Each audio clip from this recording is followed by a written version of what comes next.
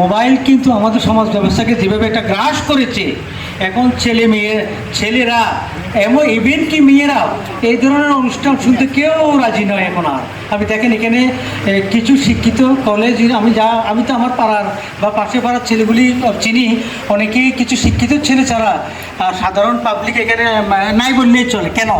তারা এগুলি স্বাদ পাচ্ছে না, তারা এখন স্বাদ পায় মোবাইলে। কিন্তু এই জিনিস থেকে আমাদেরকে বেরিয়ে আসতে হবে।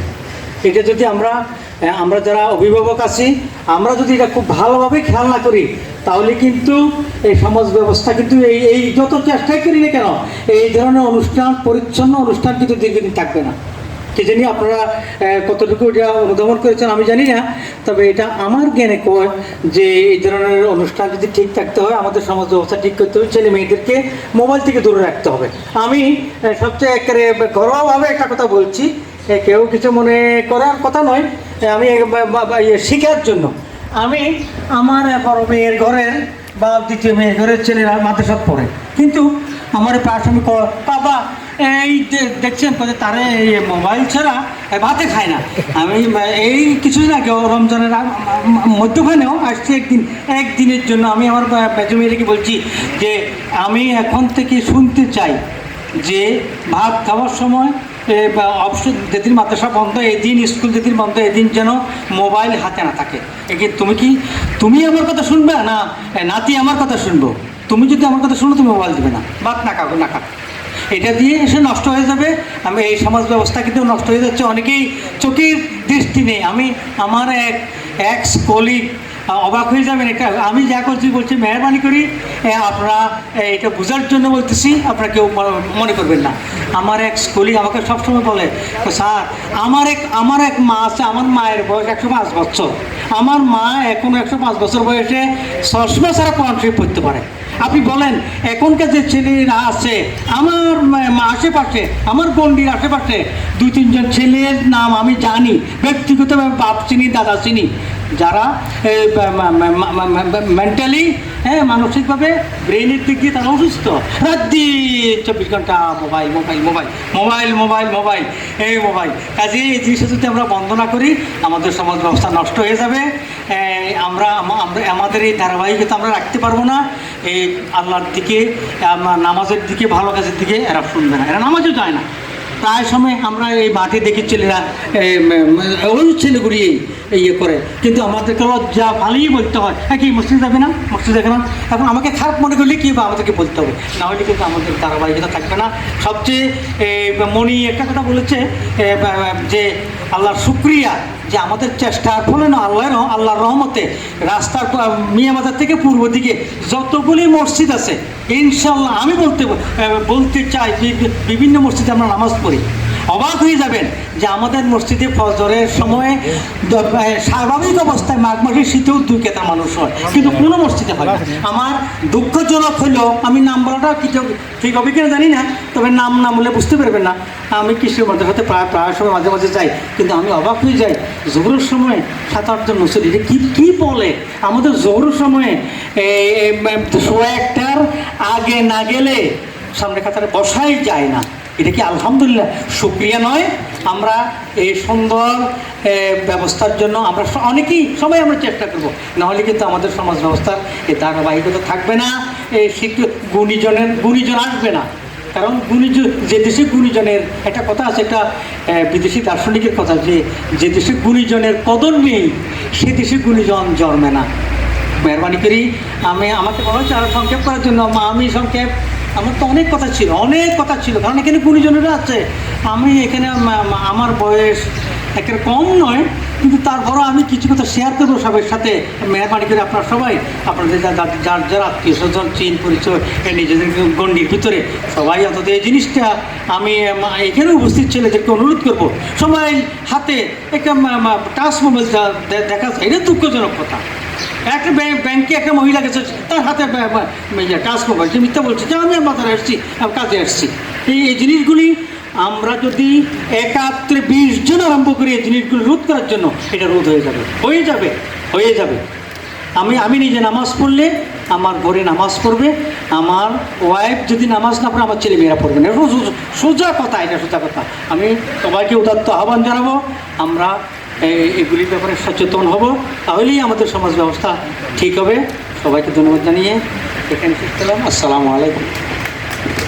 ধন্যবাদ জনাব মোহাম্মদ স্যারকে তার মূল্যবান বক্তব্য পেশ করার জন্য। আপনারা জানেন উনি দীর্ঘ জীবন ব্যক্তিগত জীবনে শিক্ষকতার সাথে সংযুক্ত ছিলেন এবং দীর্ঘদিন উনি আমাদের মসজিদ কমিটি পরিচালনা করছেন। ধন্যবাদ ওনাকে ওনার মূল্যবান বক্তব্য পেশ করার জন্য। এই পর্যায়ে আপনাদের মাঝে বক্তব্য নিয়ে আসবে মোহাম্মদ বাচ্চু মিয়া। উনি প্রভাষক ব্যবস্থাপনা বিভাগের এবং 34তম BCS-এর একজন ক্যাডার এবং চট্টগ্রাম সরকারি কলেজে বর্তমানে কর্মরত আছেন। আমি ওনাকে অনুরোধ করব ওনার বক্তব্য পেশ করার জন্য। ধন্যবাদ তারেককে আমাকে কিছু বলার জন্য, সুযোগ করে দেওয়ার জন্য। আমি এখানে যারা মুরব্বী সবাইকে চিনি, প্লাস তরুণদের অনেকে হয়তো বা আমি চিনি না। আমি আমার পরিচয়টা দিয়ে দিচ্ছি। আমি মোহাম্মদ বাচ্চু মিয়া। আমার বাবা হচ্ছে আলী আহমেদ, চকলক্টিপুর পূর্বপাড়া ধরে আমাদের। আর আমি পড়াশোনা অবস্থায় কুমিল্লায় ছিলাম। প্রাইমারিও আমার এখানে মিয়াবাজার স্কুল থেকে স্কুল শেষ করে কলেজ মিয়াবাজার ছিল। এরপরে অনার্স মাস্টার্সের জন্য শহরে দীর্ঘদিন পড়েছিলাম। পরে জব পাওয়ার সুবিধাতে বিভিন্ন কর্মক্ষেত্রে যাওয়া লাগছে। সর্বশেষ আমার পদায়ন হয় চট্টগ্রাম সরকারি কলেজে। এখন আমি চট্টগ্রাম সরকারি কলেজে কর্মরত আছি। আজকে এখানে যে বিভিন্ন শ্রেণী পেশার লোক আছে, বিভিন্ন পেশাজীবী এবং কি এলাকার মুরব্বী এবং আমার প্রান্তীয় তরুণ সমাজ, যাদের মাধ্যমে এত একটা সুন্দর ঈদ আয়োজন সংগঠিত হচ্ছে, এই ঈদ আয়োজনের মাধ্যমে আমরা আমাদের সবাই একত্রিত হতে পেরে, যেটা আমাদের ইসুফ কাকা বলছে, আমরা শিকড়ের টানে নারীর টানে একই বন্ধনে আবদ্ধ হতে পারছি। এই সুন্দর ঈদ পুনর্মিলনীর মাধ্যমে আমরা সেটা উদযাপন করতে পারছি। আমরা চাই প্রতি বছর এরকম কোনো অনুষ্ঠান বা কোনো উপলক্ষকে কেন্দ্র করে আমরা যেন একত্রিত হতে পারি, আরও বড় পরিসরে করতে পারি, আমরা সেটা আশাবাদ ব্যক্ত করি। আমরা গতদিন ঈদ উল ফিতর হয়েছে, আমি সবাইকে ঈদ উল ফিতরের শুভেচ্ছা জানাচ্ছি এবং কি সবাইকে সশস্ত্র সালাম, আসসালামু আলাইকুম। আমরা এখানে হয়তো অনেকে কৃষক আছেন বা আমি আমার শিক্ষক আছে, ডাক্তার আছে, ইঞ্জিনিয়ার আছে, সবাই স্ব ক্ষেত্রে অবদান রাখতেছে। যিনি কৃষক সে যদি ফসল না ফলাইতো আমাদের যে প্রধান খাদ্য সেটাও আমরা এখন ভোগ করতে পারতাম না। সবার ভূমিকা আছে। এখন আমাদের যারা মুরব্বী আছে তাদের বুদ্ধি কাজে লাগিয়ে আমাদের যে তরুণ সমাজ আছে তাদের শক্তি যদি আমরা কাজে লাগাইতে পারি, আমরা এই সমাজকে সহজে বিভিন্ন যে ভেদি আছে সমাজের সেগুলো আমরা মুক্ত করতে পারবো। আমরা সবাই সবার অবস্থান থেকে যদি বলিষ্ঠ ভূমিকা রাখে, সমাজের যেই বিশেষ করে এখন মামুন স্যার যেটা বলছে মোবাইলটা আমাদের সুফলও দেয় কুফলও দেয়। আমরা যদি সুফলটা নিই, আমাদের যদি তরুণ সমাজকে প্রযুক্তিতে উন্নয়ন করতে পারি, প্রযুক্তি ক্ষেত্রে দক্ষতা বৃদ্ধি করতে পারে, সৃজনশীল উদ্ভাবনী শক্তি তাদের মাঝে জাগ্রত করতে পারি, তাহলে আমাদের বাংলাদেশের পরিপ্রেক্ষিতে বাংলাদেশের কর্মপ্রেক্ষাপটে সরকারি চাকরির ক্ষেত্রে খুবই সীমিত। আমাদের সরকারি চাকরির ক্ষেত্রে বিভিন্ন চাকরির ক্ষেত্রে খুব কম সংখ্যক লোক নেই, যেটা সবার ক্ষেত্রে অতিক্রম করা খুব ভাগ্যক্রমে। সবাই মেধাবী কিন্তু সবাই অতিক্রম করা সম্ভব হয় না। এখানে তাকদীরেরও বিষয় আছে, আল্লাহর রহমতও আছে, সবাই উত্তীর্ণ হতে পারে না।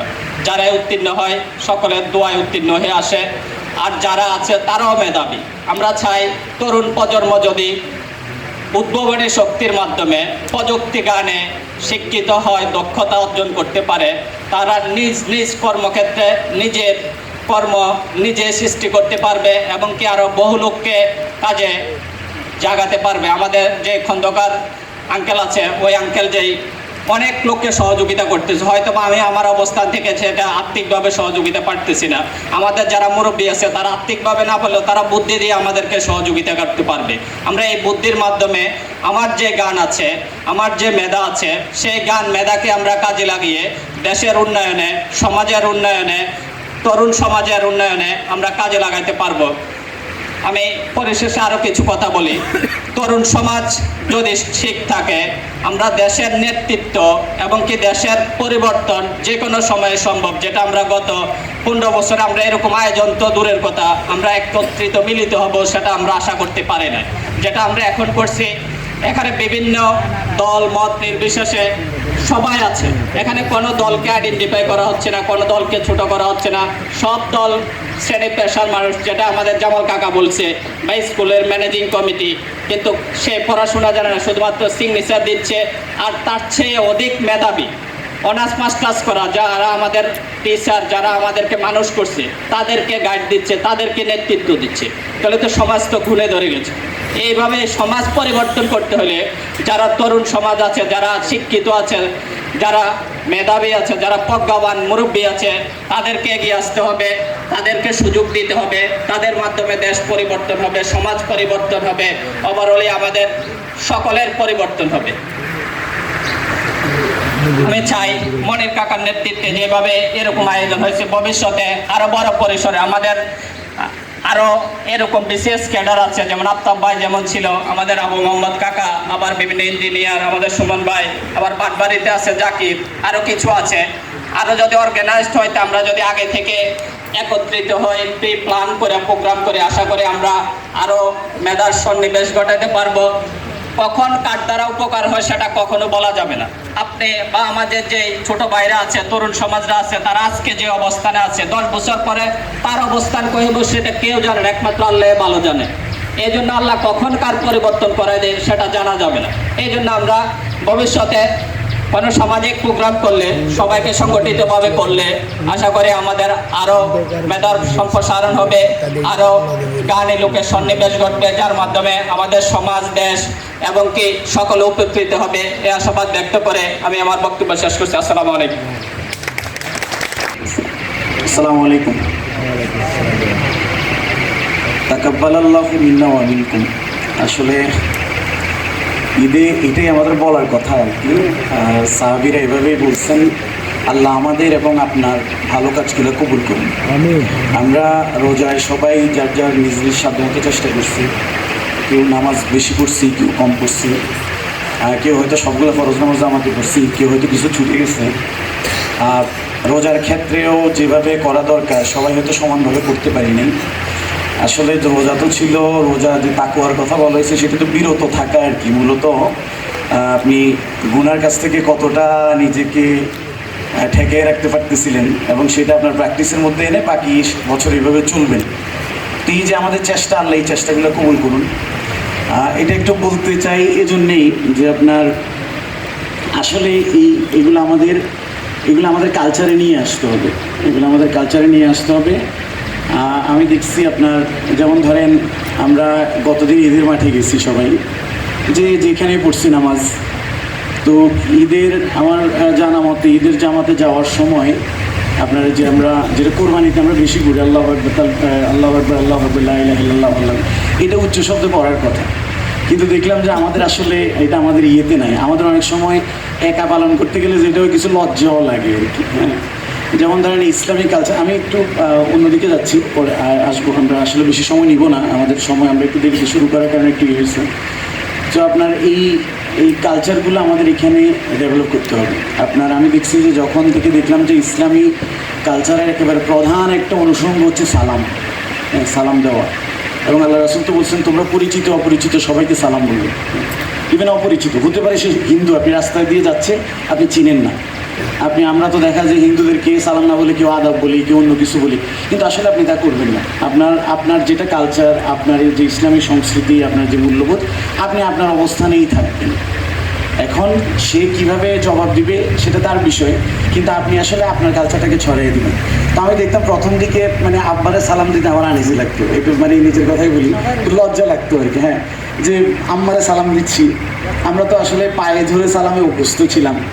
তো ধীরে ধীরে আমরা এখান থেকে এখনও অনেক সময় যে মুরব্বীরা প্রত্যাশা করে পায়ে না ধরলে হয়তো বেয়াদব ভাববে, তাদেরকে আমার এক স্যার আছে, উনি প্রত্যাশা করেন যে ওনাকে পায়ে ধরে সালাম, আমি ওনাকে আসলে পায়ে ধরে সালাম করি। কিন্তু আমরা পারিবারিকভাবে এখান থেকে কিছুটা হলেও নিজেদেরকে একটু ফিরে আনছি। এবং এইটা বলি যে আমরা যে জিহাদ যেটা বলে, চেষ্টা যেটা, জিহাদ আসলে শুধু যে আপনি ঢাল তলোয়ার নিয়ে রাস্তায় নেমে যুদ্ধে নেমে পড়লেন, নট লাইক দ্যাট। ঠিক এইটা না, জিহাদ কিন্তু আপনার নিজের সাথেও হবে, আপনার প্রতিবেশের সাথে হবে, আপনার মধ্যে যে আপনার যে সাংস্কৃতিক মূল্যবোধ আছে এটাকে ধীরে ধীরে ইসলামে দাখিল করার মধ্যে দিয়ে। যে আল্লাহ তো কোরআনে ইমানদারদেরকে অ্যাড্রেস করে বলছেন, তোমরা মুসলমান না হয়ে মরো না। হ্যাঁ, তাই না? এটা কিন্তু কাফের মুশরিকদেরকে বলেনি, ইমানদারদেরকে বলছে। তো তো আমি দেখছি আমার লজ্জা লাগতো, আমার বাচ্চারা সালাম দিতে আমার লজ্জা লাগতো। কিন্তু আলহামদুলিল্লাহ এখন এটা সহজ হয়ে গেছে। এখন আমার বাচ্চারা আমি সালাম দিচ্ছি, সে আমার সালাম দিচ্ছে। এবং সালামের ফলে হবে কি, আপনার মধ্যে যে মহব্বত, যেটা আপনার মধ্যে যে, এবং খুব আমাদের গত ঈদের আলোচনায় আমি একটু হয়তো 2-4 মিনিট সময় নিয়ে নিব, কিছু মনে করবেন না। যেমন আমাদের লাস্ট যে জুমায় এখানে আলোচনা হয়েছিল যে অহংকার মুক্ত থাকাটা, আমাদের ইমাম সাহেব বলতেছিলেন, এই রাকিবের সুন্দর আলোচনা রাখছে যে যারা পরিমাণ অহংকারও যার মধ্যে আছে সে জান্নাতে যাবে না।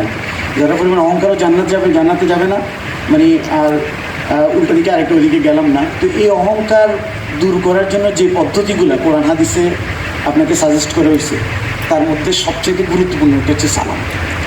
রাসূল বললেন যে আগে সালাম দিয়ে সে অহংকার মুক্ত। এরকম গ্যারান্টি খুব কম আছে। আমি ওই যে আমরা তো আসলে একটু আনইজিও ফিল করে, পরিচয় হয়তো দেওয়ার দরকারও আছে। পরিচয়টা আবার আমরা কোনো কিছু আবার বাড়াবাড়ি পর্যায়েও যাবো না, সেটা আবার ইসলামিক কালচারের খেলাফ।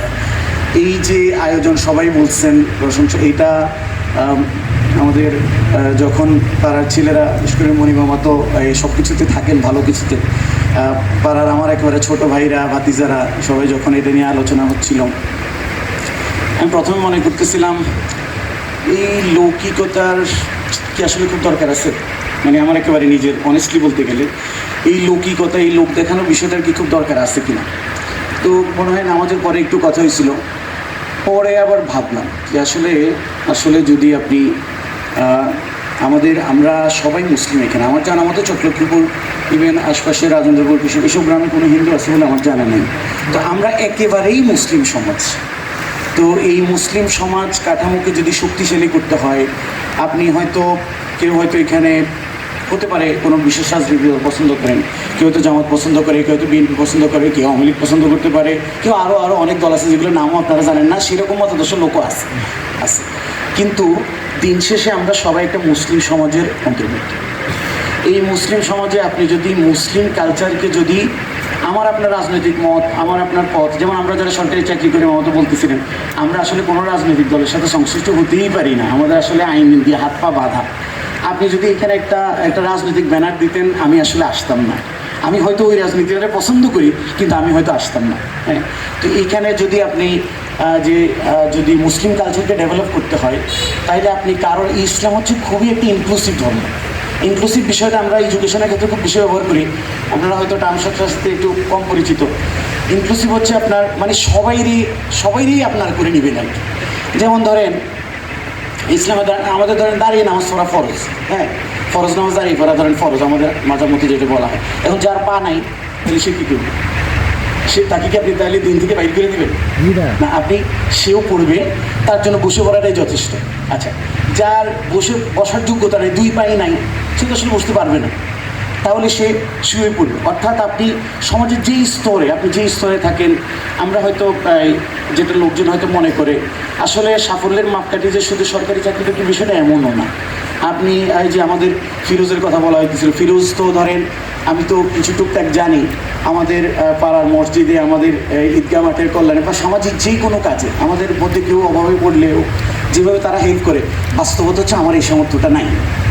ধরেন তারা গত একটা কাজে, আমাদের ঈদের একটু কাজ করা হয়েছে, এবার তারা ধরেন আমি এটা বলতে চাই, আসলে বললে আবার বললে উৎসাহিত হয়, সেটা একটু সুবিধা আছে। ধরেন তারা 1 লক্ষ টাকা দিচ্ছে, আমারা যদি বলেন আমি আমার স্বাভাবিক চলাফেরায় 1 লক্ষ টাকা দিতে হয়তো 10 বছর নেব, কারণ আমি আসলে আমার তো আরও বিভিন্ন পকেট আছে, বিভিন্ন জায়গায় আমাকে খরচ করতে হয়। তো এইটা বাস্তবতা। সমাজে আপনি শুধু এক শ্রেণীর লোকই সফল, বাকিরা সফল না, বিষয়টা এমনও না। হ্যাঁ, ওর এখানে যত লোকের কর্মসংস্থান হচ্ছে, এটা তো আপনি সব জায়গায় পাবেন না। আমাদের আবু মোহাম্মদ মামা এখন ঢাকা মেডিকেল কলেজে বাংলাদেশের বলতে পারেন চিকিৎসা জগতের নাম নিলেই প্রথম। আরও 2-1টা আছে, অন্যরা শিক্ষিতরা হয়তো জানে, কিন্তু সাধারণ লোকজন মেডিকেল সাইডে সর্বোচ্চ ঢাকা মেডিকেল কলেজকেই মনে করে, কলেজ হাসপাতালকে মনে করে। এবং আমি নিজে ব্যক্তিগতভাবে মামার কাছ থেকে অনেক উপকৃত হয়েছি। আমার আম্মা সর্বশেষ গত অক্টোবর 31 তারিখ মারা যান, ঢাকা মেডিকেল কলেজ হাসপাতালের আইসিইউতেই মারা গেছেন, মামার ডিপার্টমেন্টে, মেডিসিন ডিপার্টমেন্টে। তো ওনার কাজ করার সুযোগটা আমাদের চেয়ে অনেক বেশি।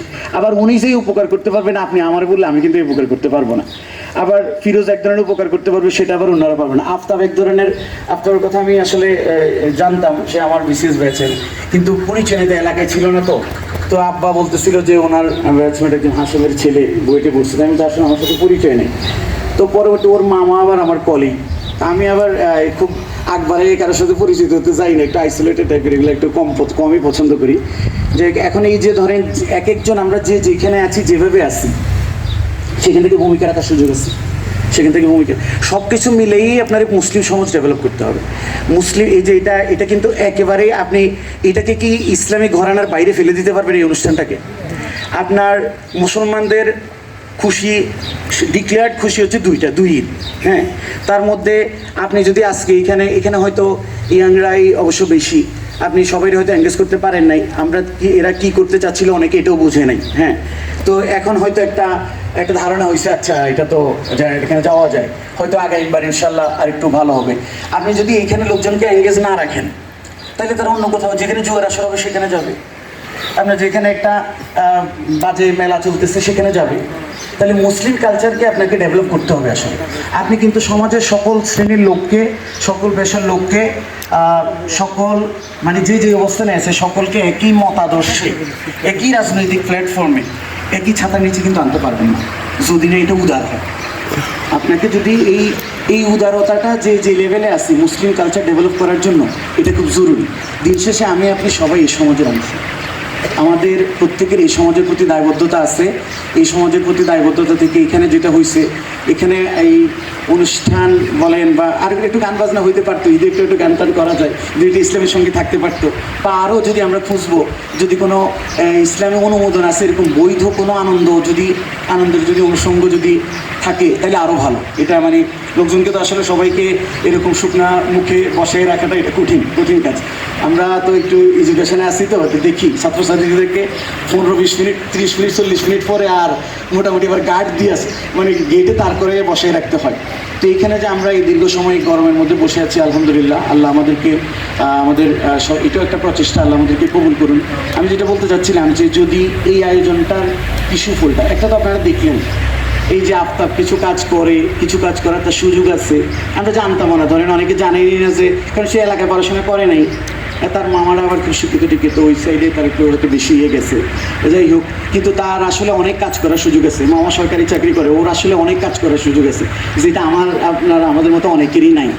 আবার মামা ঢাকা মেডিকেল কলেজ হাসপাতালে আছে, উনি বলাতেই হয়তো আফতাব এখানে আসছে না, হয়তো আসতেও না, এটাও বাস্তবতা। তো এই ওনারা তো এঙ্গেজ থাকেন সব কিছুতে, এটা সুযোগ আছে। এতে করে এখন আফতাবও ধরেন এলাকায় আসছে, আমিও ধরেন এলাকায় আসছি, আবু মোহাম্মদ এলাকায় আসছি, ইউসুফ ভাইও ধরেন এলাকায় আসছে, বাচ্চা তো ধরেন এলাকায় আসি, কিন্তু বাস্তবতা হচ্ছে টাইমিংটা হয় না। দেখা গেলো আমি যে 2 দিন আসি, পারিবারিক ব্যস্ত থাকে, দূরে যেতে হতো, মসজিদে নামাজটা পড়ি, সবাই আবার মসজিদে নামাজ পড়ার টাইমও পায় না, নামাজটা তুমি যেয়ে পড়ছে, নামাজটা তো অন্য কোথাও যেয়ে পড়ছে, দেখা সাক্ষাৎটাও হয় না। এতে করে আপনার যে রুটের কথা বলা হচ্ছিল বারবার, আপনার যে একটা যে আমরা এখানে এই আয়োজনের জন্য অন্তত 3টা সিটিং আমাদের এলাকার পাড়ার ছেলেরা একদিন এখানেও বসছে, একদিন 2 দিন মনে মসজিদে বসলো, একদিন ঘাটে। এই যে সিটিংটা, তার মধ্যে সবাই কিন্তু রাজনীতি করে না, সবাই কিন্তু রাজনীতি করতে চায়ও না, আবার সবাই একই মতাদর্শেরও না, কিন্তু এই যে বসছে ধরেন, এটাতে করে কি হয়, ধরেন কেউ পশ্চিম পাড়ার ছিল, ওই যে বললো, কেউ আবার পূর্ব পাড়া আছে, কেউ হয়তো এদিকের আছে, কেউ ওইদিকে। এখন এতে করে আমাদের মধ্যে একটা ফিলিং, সমাজ বিজ্ঞানে যারা আছে তারা হয়তো বুঝলো, একটা ফিলিং তৈরি হয়। আমরা মানে আমাদের যে একটা সদাত্মবোধ, আমরা এই একটা সমাজ টিকে থাকার জন্য, একটা সমাজ পারফেক্টলি রান করার জন্য এই ফিলিংটা খুব জরুরি। আপনার বাচ্চাটা একটা খারাপ কাজ করতেছে, আমি যদি আমার বাচ্চাটারে যেভাবে গাইড করি, হয়তো আমার বাচ্চাটারে পিঠে শাসন করবো, আপনার হয়তো তা করবো না, কিন্তু আমার যদি এইটাতে যদি ফিরে আনার অ্যাটলিস্ট ন্যূনতম মাত্রায় যদি চেষ্টাটা না থাকে, তাহলে এই সমাজ টিকবে না, এই সমাজ টিকবে না। এই ফিলিং তৈরি হওয়াটা খুব জরুরি। দিন শেষে আমরা এবং এতে করে আবার আপনার মধ্যে একটা ট্রেনিংও হয়ে যাচ্ছে। আমাদের ছোট যারা কয়েকদিন আগে, আমি কি একটু বেশি সময় নিয়ে নিতেছি মনে হয়, এটা আমরা কয়েকদিন আগে একটা ইফতার মাহফিলের আয়োজন করছি, প্রায় ধরেন 250 লোকজনের আয়োজন, বেশ বড়সড় আয়োজন। ওরা বড়দেরকে বলতেই আসে না এরকম বিষয়টা, আমিও জানছি আসলে একেবারে শেষের দিকে, তা অন্য একটা পারপাসে কথাও ছিল। ওই জন্য ধরেন মহিমা এরাও যারা ফাইন্যান্সিয়ালি ডোনেট করবে, এরাও জানে না, এদেরকেও জানে না, ছেলেরা নিজেরা এই কালেকশন করে ফেলছে, এবং তারা আমি দেখলাম যে প্রায় 200 জনের আয়োজন করার মতো সক্ষমতা তাদের হয়ে গেছে। এখন এতে করে হয় কি, তারা ট্রেনিং পাচ্ছে। আজকে যারা ধরেন আমার ছেলে আছে, ধরেন এখানে কাজী বাড়ির কিছু ওই যে আমাদের ইয়ে আবদুল্লাহ বাড়ির ছেলে আছে, খন্দকার বাড়ির কিছু বাচ্চা কাচ্চা আছে, এরা আমাদের দৃষ্টিতে আমরা বাচ্চাই বলি, কারণ বাচ্চা বলি যে ধরেন আমার 9টা ক্লাসের মধ্যে সবচেয়ে ছোট ক্লাস রয়েছে ইন্টার ফার্স্ট ইয়ার। তো তো এরা তো ছোট, কিন্তু এই যে সাহসটা পাচ্ছে এরকম একটা প্রোগ্রাম উঠাই আনা, আমরা যারা বিভিন্ন প্রতিষ্ঠানে কাজ করি, যে মামা বলতেছিল সরকার টাকা পয়সা খরচ করে লোকজনের লাঞ্চ প্যাকেট দিয়া লোকজনের ইয়ে করেও আয়োজন করা যায় না, আসলে বাধ্য হয় চাকরি করে বিধবরা আসে আর কি, এটা হচ্ছে বাস্তবতা, অন্যদেরকে আনা যায় না। তো এই যে একটা প্রোগ্রাম ছোটোখাটো পর্যায়ে করে হলেও যে একটা সাকসেস পাইলেন, আপনার কিন্তু কনফিডেন্সটা বাড়লো, সাহস বাড়লো, এরাই কিন্তু আগামী দিনে মুরব্বী হবে। আমিন ভাই এক সময়, কর্নেল আমিন ভাইয়ের কথা বলতে, উনি আমাদের পাড়ায় আসলে ওনার অনেক ভূমিকা, ওনার অনেক অবদান মামা ওনারে বলছিল, উনি হয়তো শারীরিকভাবে সুস্থ থেকে হয়তো আসতো এবং আসার মতো আগ্রহ ওনার আসলে আছে, কিন্তু এখন কিন্তু আমিন ভাই বছরে 2-1 এলাকায় আসতে পারেন না। এই আবু মোহাম্মদ এখনো দৌড়ে দৌড়ে আসতেছে, অনেক ব্যস্ততা, মামার যেটাই শিডিউল, আমি তো মনে হয় আমি পারতামই না, কোনোভাবে সম্ভব না, এতটাই শিডিউল। একটা লোক রাতে 12টায় কল দিল, সে একটিভ, সকাল 6টায় কল দিচ্ছেন, তখনও দেখতেছেন আপনারা খুব ভালো রেসপন্স করতেছে। তো এটা সবাই পারেন, কিন্তু একসময় আসলে আর পারবে না, একসময় পারবো না, আমিও পারবো না, আমার বয়স, আমি ছোট, অনেক ছোট, তারপরে ধরেন 40+ হয়ে গেছি। হ্যাঁ, আমি পারবো না, উনি পারবে না, কর্নেল আমিন সাহেব এখনই পারতেছেন না, আফতাব পারবে না, আপনারা অনেকেও আর পারবেন না। মুরব্বীরা তো হয়তো আগামী বছর যদি এখানে ছোটোখাটো একটা আয়োজন করা যায়, অনেকে হয়তো থাকবেন না। হ্যাঁ, আমার আব্বা আসার কথা ছিল, আব্বা একটু লুজ মোশন, এই জন্য একটু আমি বসে আছি, দিকে সুস্থ যান, যদি একটু ভালো দেখেন তাইলে একটু দেরি করে বললে যদি যাইতে পারেন, এটাই তো বাস্তবতা। তা আমরা পারবো না, তাইলে পারবে এটা কি? সমাজটা কি শেষ হয়ে যাবে? সমাজটাকে টিকে থাকতে হবে, সমাজকে যদি টিকে থাকতে হবে, কারণ আপনার হয়তো, আমি হয়তো শহরে সেট হয়ে গেলাম, কিন্তু আপনার ভাইয়ের ছেলে মেয়ে হয়তো এখানে বড় হবে, তার হয়তো বংশধরেরা, আবার আপনার কোনো জেনারেশন হয়তো এখানে বড় হবে। এই সমাজটাকে টিকে থাকতে হবে, সমাজকে টিকে থাকলেই শুধু হবে না, সমাজকে ইসলামী মূল্যবোধের উপর টিকে থাকতে হবে, সমাজকে মুসলিম ভাবধারায় টিকে থাকতে হবে। আপনার আমার বাচ্চাদেরকে মুসলিম কালচার প্র্যাকটিস করে অ্যাজ এ মুসলিম তাদেরকে মরতে হবে। যদি এটা করতে হয়, তাহলে এটাকে যদি লাস্ট করতে হয়, এটাকে যদি টিকিয়ে রাখতে হয়, আপনাকে এই সমাজের দিকে, সমাজের প্রতি আপনার যে নৈতিক দায়বদ্ধতা সেটা পালন করতে হবে। এতে আমি খুব কৃতজ্ঞতা জানাই যে এরকম করে একটা আয়োজন করছে, উন্মুক্ত করে দিতে পারলে ভালো হতো। তাহলে উপস্থিতির কথা বলতেছিল, আসলে আমাদের এরকম একটা ইয়ে ছিল যে উন্মুক্ত করে দেওয়া যায় কিনা 2 পাড়া, পরে আবার ওদের একটা যুক্তি ছিল যে উন্মুক্ত করে দিলে পরিবেশটা আসলে হয়তো, আর এখানে যারা কথা বলতেছে আসলে প্রাইমারি লেভেলের স্টুডেন্টরা তো আসলে এইসব কথা রিয়েলাইজ করতে পারবে না। হ্যাঁ, বলে মুরব্বীদেরকে শুনে কী লাভ? মুরব্বীরা শুনে লাভ হচ্ছে আপনি পারলেন না, আপনার বাসায় তো আপনি মুরব্বী, আপনার কথা ওই যে বললো আফতাবের, যদি আফতাবের বাবা না বলতো, আফতাবের তো আপনি ধরা ছোঁয়াই পেতেন না। বাস্তবতা হচ্ছে আবুল হোসেন সাহেব উনি বলেন দেখে এলাকায় ও এই ভূমিকাগুলো রাখে। এই বাবা যদি না বলতো তাহলে আপনি কিন্তু আসতে পারতেন না। আমি ধরেন এবার ঈদে আমার টার্গেট ছিল আমি হয়তো আরও পরে আসতাম, আমার ঈদে একটু কাজ করবেন, 20 মানে রমজানের শুরু থেকে এটা নিয়ে অস্থিরতা, ঠেকাইয়ে রাখতে 20 রোজা 19 রোজা পর্যন্ত ঠেকাইয়ে রাখছি। তো ধরেন এইটার কারণে দেখা যায় তখন আমরা চলে আসছি, এটাই বাস্তবতা। আমি এখন বাচ্চা আছি, আগামী দিনে আমি মুরব্বী হব, আগামী দিনে আমি দাদা হব, যেই কথাটা পুরা সমাজ, পুরা একটা এলাকার লোকজন মিলাইয়া আপনার ছেলেরে নোয়াইতে পারবে না, পুরা এলাকার লোকজন মিলাইয়া তার উপর প্রভাব সৃষ্টি করে কোনো কাজ করাইতে পারবে না, সে এতটাই কুমার। কিন্তু দেখা যাবে যে তার দাদা ছোট্ট একটা কথা বলছে, নাতি সাইজ, দেখবেন যে এটাই কাফি হয়ে গেছে, এটাই যথেষ্ট হয়ে গেছে। তা আমি আর সময় নিব না, আল্লাহ আমাদের এই প্রচেষ্টাকে কবুল করুন। আল্লাহ আপনারা সবাই আমাদের জন্য দোয়া করবেন। আমি যেটা বলতেছিলাম, আমি এখন কুমিল্লা সরকারি মহিলা কলেজে আছি। আমরা তো আসলে এডুকেশনে যারা কাজ করি, আমরা ওই ঢাল নাই, তলোয়ার নাই, নিধিরাম সর্দার, মানে বিসিএস ক্যাডার হইলেও আমাদের আসলে আমরা আমাদের মতো কাজ করি, তাই সবার তাই হেলথে যিনি আছেন মামা আমাদের মতো কাজ করে। বিসিএসটা হচ্ছে এক একটা ক্যাডারের এক এক ধরনের কাজ বন্টন করে দেওয়া আছে। যেমন এই সমাজের 10 ধরনের কাজ আছে, মসজিদে ইমামতি একটা কাজ, সেটা কিন্তু আমার দিয়ে হবে না, সেটা হয়তো আমার পরিবর্তে রাকিবের দিয়ে হয়তো চালিয়ে দিতে পারবে, কিন্তু এটা হয়তো আবু মোহাম্মদ মামাও পারবে না, এটা কথা বললাম। আবার চিকিৎসার কাজ, এটা আবার ওদেরকে দেওয়া হবে না, ইমাম সাহেবের দেওয়া হবে না। আবার কৃষিকাজ, সেটা আবার আমাদের কারোর দিয়েই হবে না। তো সমাজের যেরকম এরকম বিভিন্ন সেক্টরের কাজ আছে, রাষ্ট্রেরও এরকম বিভিন্ন কাজ আছে। যেমন আইন শৃঙ্খলা, ওই যে রনি কথা বললো, ওর ভালো নামটা আসলে আমি আজকে শুনলাম, আমরা তো রনি হিসেবে বলি। তো ওরা আবার আইন শৃঙ্খলার দিকটা দেখে, তো এরকম রাষ্ট্রের বিভিন্ন কাজ ভাগ করে দেওয়া আছে, আমরা প্রত্যেকের কাজটা করি। তারপরে আমরা সবাই সরকারি চাকরিজীবী, সবাই কিছু ক্ষেত্রে আবার সবারই মিল আছে, সবাই আইনবিধি দ্বারা পরিচালিত। আল্লাহ আমাদেরকে এই আয়োজনকে কবুল করুন।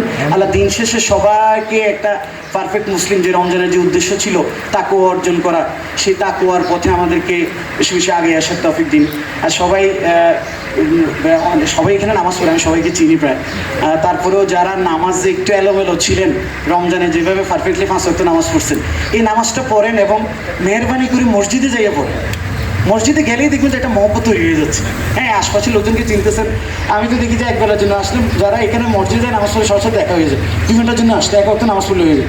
কিন্তু আরেকজন আমার পাশের বাড়িতে, আমি যদি ওনার বাড়িতে না যাই এবং উনি আমার বাড়িতে না আসেন, অথবা আমি যেহেতু দোকানে বসে চা খাই না, ওখানে আর দেখা হয় না, ওনার সাথে আমার দেখা হয় না। দেখা যায় আমি 10 দিন ধরে আসি, আমার পাশের বাড়ি এক কাকার সাথে আমার দেখা হয় না, বাস্তবতা।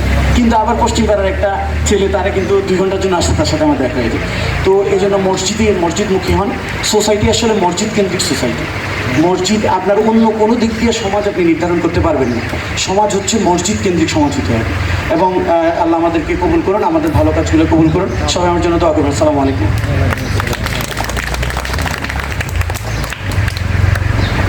ধন্যবাদ মোহাম্মদ আবু ইউসুফ সুমন ভাইকে ওনার মূল্যবান বক্তব্য পেশ করার জন্য। আমি পরিচয়ের স্বার্থে ওনার পরিচয়টা আবার দিচ্ছি। উনি হচ্ছে সহকারী অধ্যাপক গণিত এবং উনি 28তম BCS এবং উনি বর্তমান ওনার কর্মস্থল হচ্ছে কুমিল্লা সরকারি মহিলা কলেজ।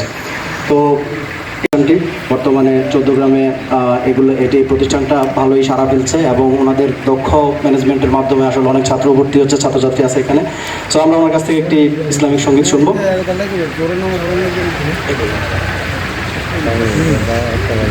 আসসালামু আলাইকুম রহমতুল্লাহ। আজকে পবিত্র ঈদ উল ফিতর উপলক্ষে যে আমাদের মাঝে, আমি ছোটোখাটো একটা মানুষ, আসলে আমি বক্তৃতা দিয়ে অভ্যস্ত না। যাক, আমাকে ছোট হিসাবে এই যে গণ্যমান্য এই যে আমার আবু ভাই, যারা এনে BCS ক্যাডার, যারা যে পরিচয় দিয়েছেন, আলহামদুলিল্লাহ এর মাঝে যে 2-1টা কথা বলতে পারতেছি, এই জন্য সবাইকে আমার অন্তরের অন্তঃস্থল থেকে ঈদ মুবারক। আমি একটি ইসলামিক সঙ্গীত বলতে, আমার মেয়ে হারাইছি,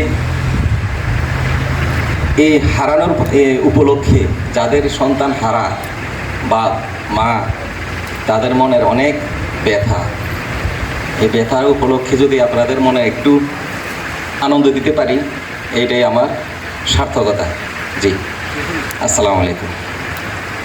মাগো তোর বুকের মানিক আর আসবে না, বাহির দুয়ারে সে মা ডাকবে না, মায়ারি বাদন ছাড়ি দিয়েছে সে পারি, মায়ারি বাদন ছাড়ি দিয়েছে সে পারি, এমন ভুবনে মা আর ফিরবে না মা।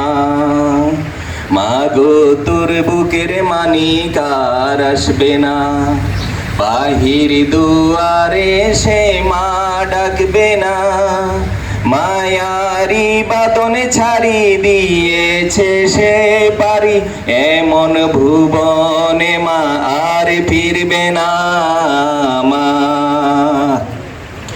পড়ার টেবিলটা দেখে রাখিস মা, পড়ার টেবিলটা দেখে রাখিস মা, সাথে তার যায় নামাজটা, যে খাতাটাতে দারসে কোরআন ছিল, যে খাতাটাতে দারসে কোরআন ছিল, প্রিয় সে ডায়েরিটা, খোকার কথা মাগো পড়লে মনে তোর, খোকার কথা মাগো পড়লে মনে তোর, চোখের জলেতে বুক ভিজাস না মা।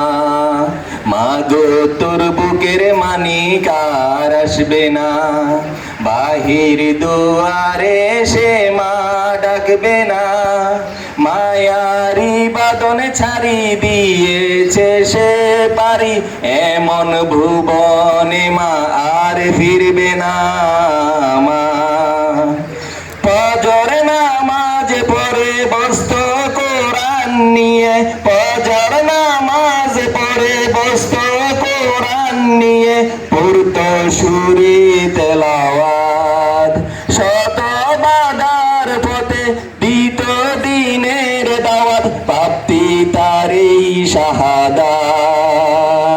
ফজর নামাজ পড়ে বসত কোরআন নিয়ে, পড়তো সুরে তেলাওয়াত।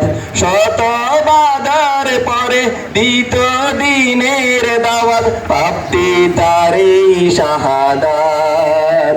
ধন্য মাগো তুমি, ধন্য তোমার জীবন, ধন্য মাগো তুমি, ধন্য তোমার জীবন।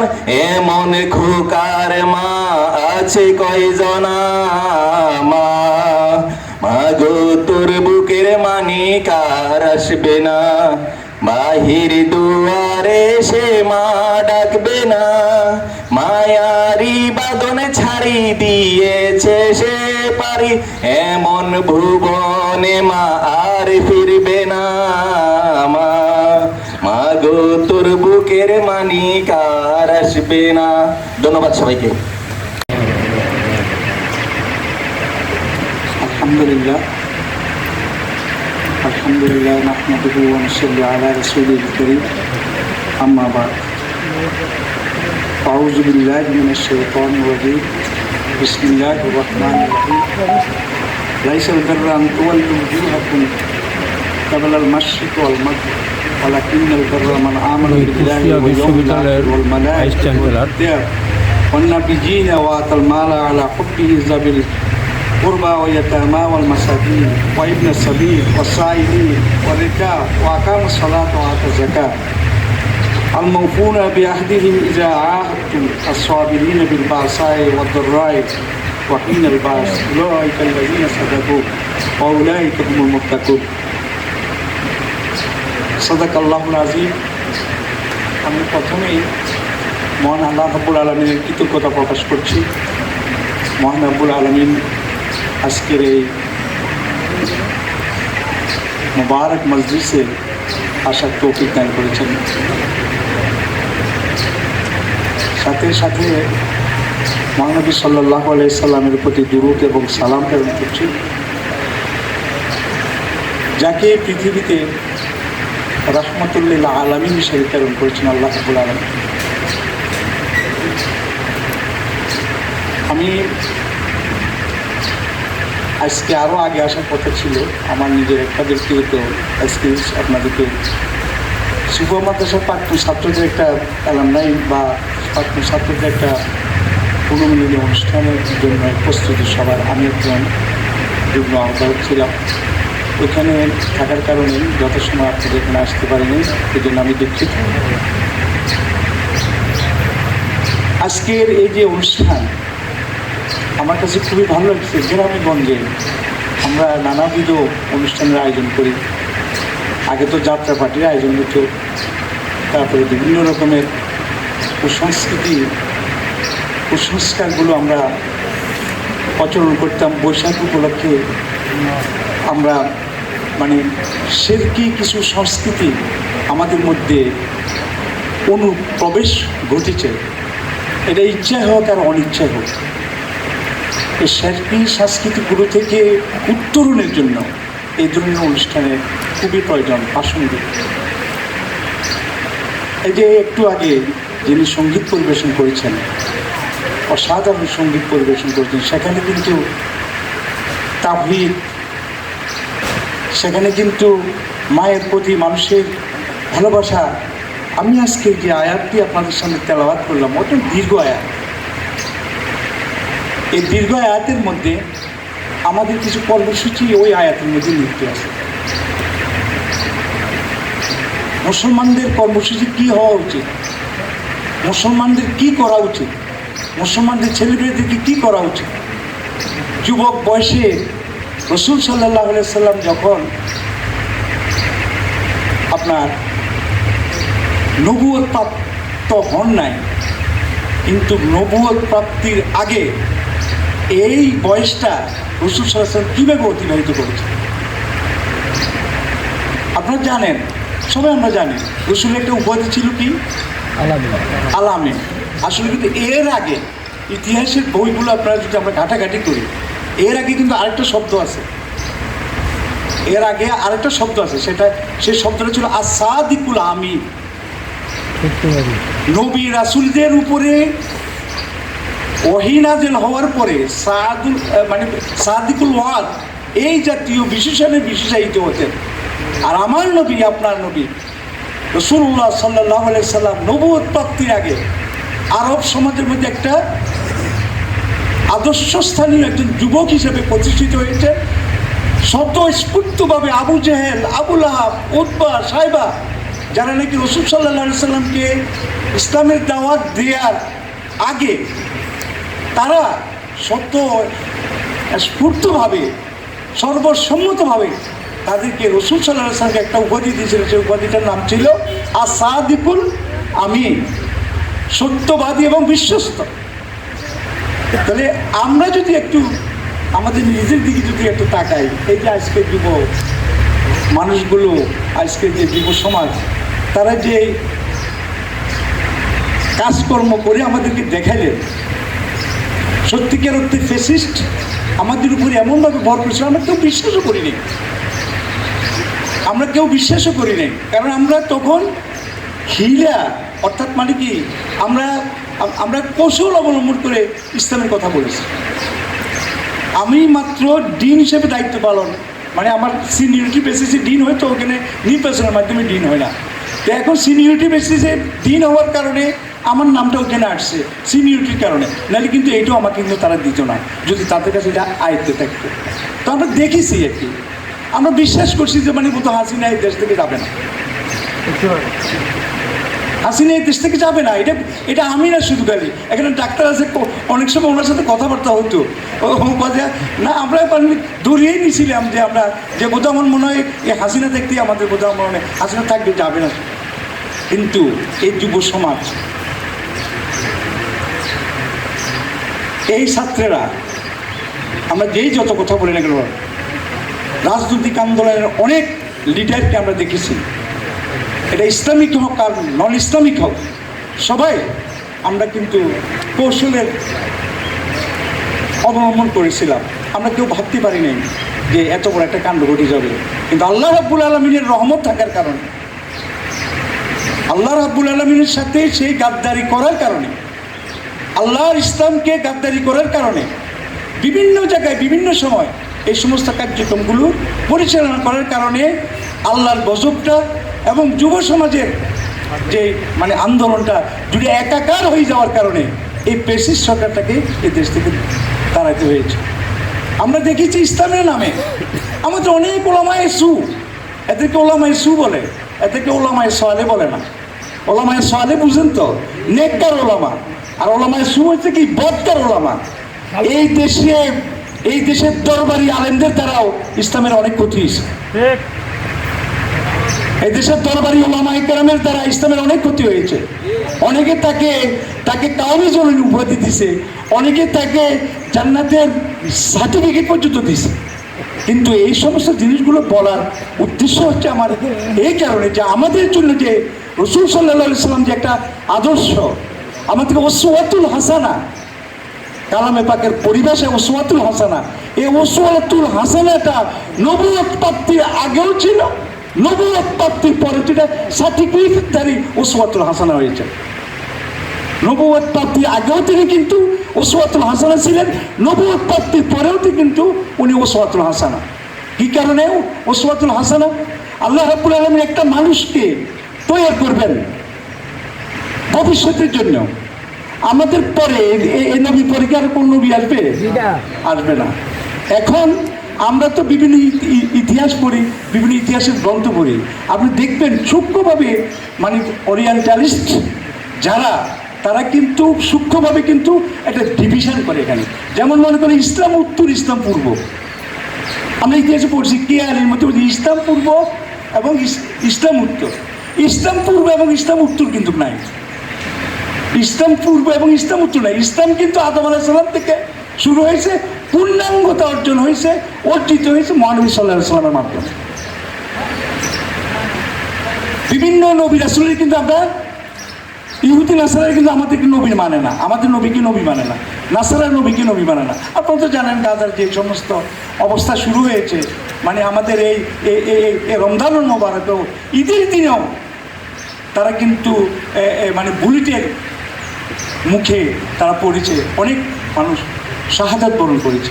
আমি যে কথাটা বলতেছিলাম সেই কথাটা হচ্ছে যে আমরা কিন্তু কোনো নবীকে কিন্তু কি করি না, পার্থক্য করি না। তো যে কথাটা বলতেছিলাম, মহানবী সাল্লাল্লাহু আলাইহি ওয়াসাল্লাম নবুয়ত উত্তর, ইসলাম উত্তর না, নবুয়ত উত্তর এবং নবুয়ত পূর্ব যে আদর্শ আমাদের সামনে স্থাপন করেছেন, আজকের যুব সমাজ যদি সেটা যদি না ধরে, আজকের যুব সমাজ সেটাকে আঁকড়িয়ে না ধরে, এখানে একটা জিনিস দেখলাম আর কি, কোরআনের একটা আয়াত, তোমরা সকলে আল্লাহর রজ্জুকে দৃঢ়ভাবে ধারণ করে মুক্ত হইও না। এটার আয়াতটা কি? ওয়াতাসিমু বিহাবলিল্লাহি জামিয়া ওয়ালা তাফাররাকু। এখান থেকে ওয়াতাসিমু, এটা কিন্তু আমরের শিক্ষা, এটা কিন্তু আমর বুঝেননি। আমর হচ্ছে মানে আদেশ বাচক, অর্ডার। আমরটা হচ্ছে অর্ডার। এই ওয়াতাসিমু শব্দটা কি? অর্ডার। এই অর্ডারটা কি লিল উজুব না লিল ফরজ? এখানে যারা মাদ্রাসার ছাত্র আছেন তারা এটি বুঝবেন, কারণ আমর কিন্তু আবার 17টা 18টা অর্থে ব্যবহৃত হয়। কোরআন শরীফে অনেক মানে যে সমস্ত আমর সিকেগুলো আছে, তারপরে আপনার অর্ডারমূলক যে সমস্ত শব্দগুলো উচ্চারিত হয়েছে, এটা আবার 17টা মানে অর্থে এটি ব্যবহৃত হয়। তার প্রথম অর্থ হচ্ছে ফরজিয়াত হিসেবে ব্যবহৃত হয়, আরটা হচ্ছে কি ওয়াজিবাত হিসেবে ব্যবহৃত হয়, নসে কেটে হিসেবে ব্যবহৃত হয়। যারা মাদ্রাসা ছাত্র তারা এটি বুঝবেন। তো যাই হোক, এখানে ওয়াতাসিমু বলা হয়েছে, আপনি নামাজ যেমন আকিমুস সালাহ, নামাজ কায়েম করো, কেমন ওয়াতুজ যাকাত, যাকাত আদায় করো, তাহলে আকিমুস সালাহ দিয়ে নামাজের ফরজিয়ত আদায় হয়েছে। আর আকিমুস সালাহ দিয়ে আকিমুস সালাহ এবং আতুজ যাকাত। তো আমি যে কথাটা বলতেছিলাম সেটা হচ্ছে যে এই যুব সমাজের জন্য যে আদর্শ এবং আদর্শের যে বার্তা এবং রমজান আমাদেরকে যে বার্তা দিয়ে গেছে, এটার উপরে যদি আমরা যদি ইস্তেকামাত না থাকি, তাহলে কিন্তু আমরা কিন্তু মুত্তাকি হতে পারবো না। উলাইকাল লাযিনা সাদাকু, এখানে 15টা গুণের কথা বলা হয়েছে। লাইসাল বিররা আন তুওয়াল্লু উজুহাকুম কিবালাল মাশরিক ওয়াল মাগরিব, শুধু খালি পশ্চিম এবং পূর্ব দিকে ফিরে তাকালেই কিন্তু কল্যাণকর কিছু আদায় করা যাবে না, আমরা সওয়াবের অধিকারী হব না। কিন্তু আমাদের একটা ক্যাবলা আছে, আমাদের একটা কাবা আছে, কেমন ঠিক তেমনিভাবে আমাদের একটা কোরআন আছে, ঠিক তেমনিভাবে আমাদের জন্য কি আছে? আমাদের জন্য আহাদিসুন নববী আছে, আমাদের জন্য সুন্নাহ আছে। এই জিনিসগুলো যদি কোনো আমরা যদি পর্যালোচনা করি, তাহলে পর আমরা কিন্তু মুত্তাকি হতে পারবো। লাআল্লাকুম তাত্তাকুন, যে বলা হয়েছে মুত্তাকি হওয়ার জন্য, মুত্তাকি হতে পারবে। কিন্তু মুত্তাকি হওয়ার জন্য আপনি যে 1 মাস সিয়াম সাধনা করেছেন, যদি আপনার 11 মাস এটা প্রতিফলন হয়, তাহলে বুঝতে হবে আপনার সিয়াম আপনার কাজে আসে। আর যদি 11 মাসে প্রতিফলিত না হয়, কারণ আল্লাহর একটা মেঘদার আছে, আল্লাহ একটা নির্দিষ্ট একটা পরিসীমা আছে। আল্লাহ জানে যে যে মানে বারবার কেন রমজান আসবে, বারবার কেন হজ আসবে, বারবার কেন জাকাত দিতে হবে। এগুলো দিতে হবে এই কারণে যে আপনাকে একটা সালেহ বান্দা হিসেবে, একটা নেককার বান্দা হিসেবে এবং একজন মুত্তাকি বান্দা হিসেবে প্রতিষ্ঠিত হওয়ার জন্য বারবার এগুলো আসছে। সুতরাং এখানে যে আয়াতটা আমি তেলাওয়াত করেছি, এই আয়াতের মধ্যে প্রথমে তো আপনারা জানেন লাকিন্নাল বিররা মান আমানা, যে ব্যক্তি আল্লাহর উপরে ঈমান এনেছে, যে ব্যক্তি আখিরাতের উপরে ঈমান এনেছে, যে ব্যক্তি মালায়েকের উপরে ঈমান এনেছে, যে ব্যক্তি কিতাবের উপরে ঈমান এনেছে, যে ব্যক্তি আম্বিয়া আলাইহিস সালামদের উপরে ঈমান এনেছে। তারপর ঈমান আনায় শুধু ক্ষান্ত হয় নাই, তারপরে কি করছে? ও আতাল মাল আলা হুব্বিহি, আল্লাহর ওয়াস্তে, আল্লাহর ভালোবাসায় তার সম্পত্তি আল্লাহর দ্বীনের জন্য অর্পণ করেছে, খরচ করেছে। ও আতাল মাল, এটা হব্বিহি আলা হব্বিহি। আমি যদি এই আয়াতে যদি 10 দিই, তাহলে কিন্তু ঘন্টার পর ঘন্টা 10 দেওয়া যাবে, কিন্তু সময় কিন্তু মাত্র 5 মিনিট। নামাজি বিরতি যাবে সবাই 5 মিনিট, 5 মিনিটের মধ্যে 2 মিনিট অনেক ছিল। আমি শুধু আয়াতের অর্থটা বলছি। দেখেন, ও আতাল মাল আলা হব্বিহি, আল্লাহর ওয়াস্তে, আল্লাহকে ভালোবেসে। আলা হব্বিহি মানে কি? হব্বুল্লাহ, আল্লাহকে ভালোবেসে যে ব্যক্তি তার অর্থকে অর্পণ করবে, এইটা হচ্ছে ব্যাপ। এইটা হচ্ছে তাকওয়া, এইটা হচ্ছে মুসলমানিত্ব, এইটা হচ্ছে আনুগত্য, এটা হচ্ছে আল্লাহর প্রতি কমপ্লিট সারেন্ডার। এরপরে হচ্ছে কি জাবিল কুরবা, দেখছেন আত্মীয় স্বজন। আমাদের দেশে একটা প্রচলন আছে, স্বাস্থ্য ভাই, জ্যেষ্ঠ ভাই, ফুফাতো ভাই, মামতো ভাই, খালতো ভাই, যারা আমরা আত্মীয় স্বজন আছি এদের সাথে আমরা ভালোভাবে যোগাযোগ করি না। আল্লাহর নির্দেশনা অনুযায়ী যদি এদের সাথে যদি আপনি যোগাযোগ না করেন, মায়ের পক্ষের আত্মীয় এবং বাপের পক্ষে আত্মীয়ের সাথে যদি আপনি যোগাযোগ না করেন, তাহলে কিন্তু আমরা ঈমান পরিপূর্ণ হবে না। আর এইটাই হচ্ছে সমাজের শান্তি শৃঙ্খলার অন্যতম উপায়। শুধু এটা না, জাবিল কুরবা বলতে শুধু খালি আত্মীয়, মায়ের পক্ষের আত্মীয়, বাবার পক্ষের আত্মীয় তারা না, শুধু আপনার পাড়া প্রতিবেশী, আপনার পাড়া প্রতিবেশী উপভোগ্য অবস্থায় থাকে যদি, আর আপনি যদি পয়সাওয়ালা হন, আপনার এই পয়সার কোনো মূল্য নাই। আল্লাহর নিকট আল্লাহ এই পয়সার মূল্য নাই, রসুলের হাদিস অনুসারে আপনার এই সম্পদের কোনো মূল্য নাই। এরপরে অনাথ, ইয়েতিম এবং মিসকিন এবং যারা নাকি পর্যটক, সাবিল মুসাফির, এছাড়া যারা নাকি মানে আপনার কাছে কিছু চায়, অভাবী মানুষ, এই জাতীয় মানুষ, আর যারা নাকি ঋণগ্রস্ত।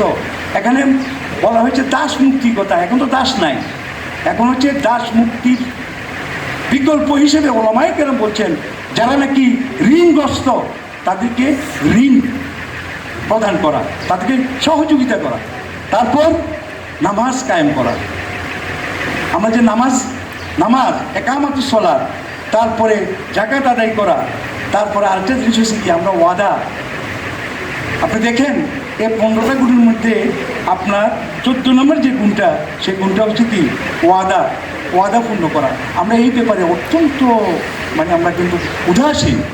কারো কাছে প্রতিশ্রুতি দিয়া 10 টাকা নিছেন, এই 1 মাসের মধ্যে দিবেন, অত দেখা গেছে তোমার 3 মাস হয়ে হাতার লোকে দেওয়ার নাম।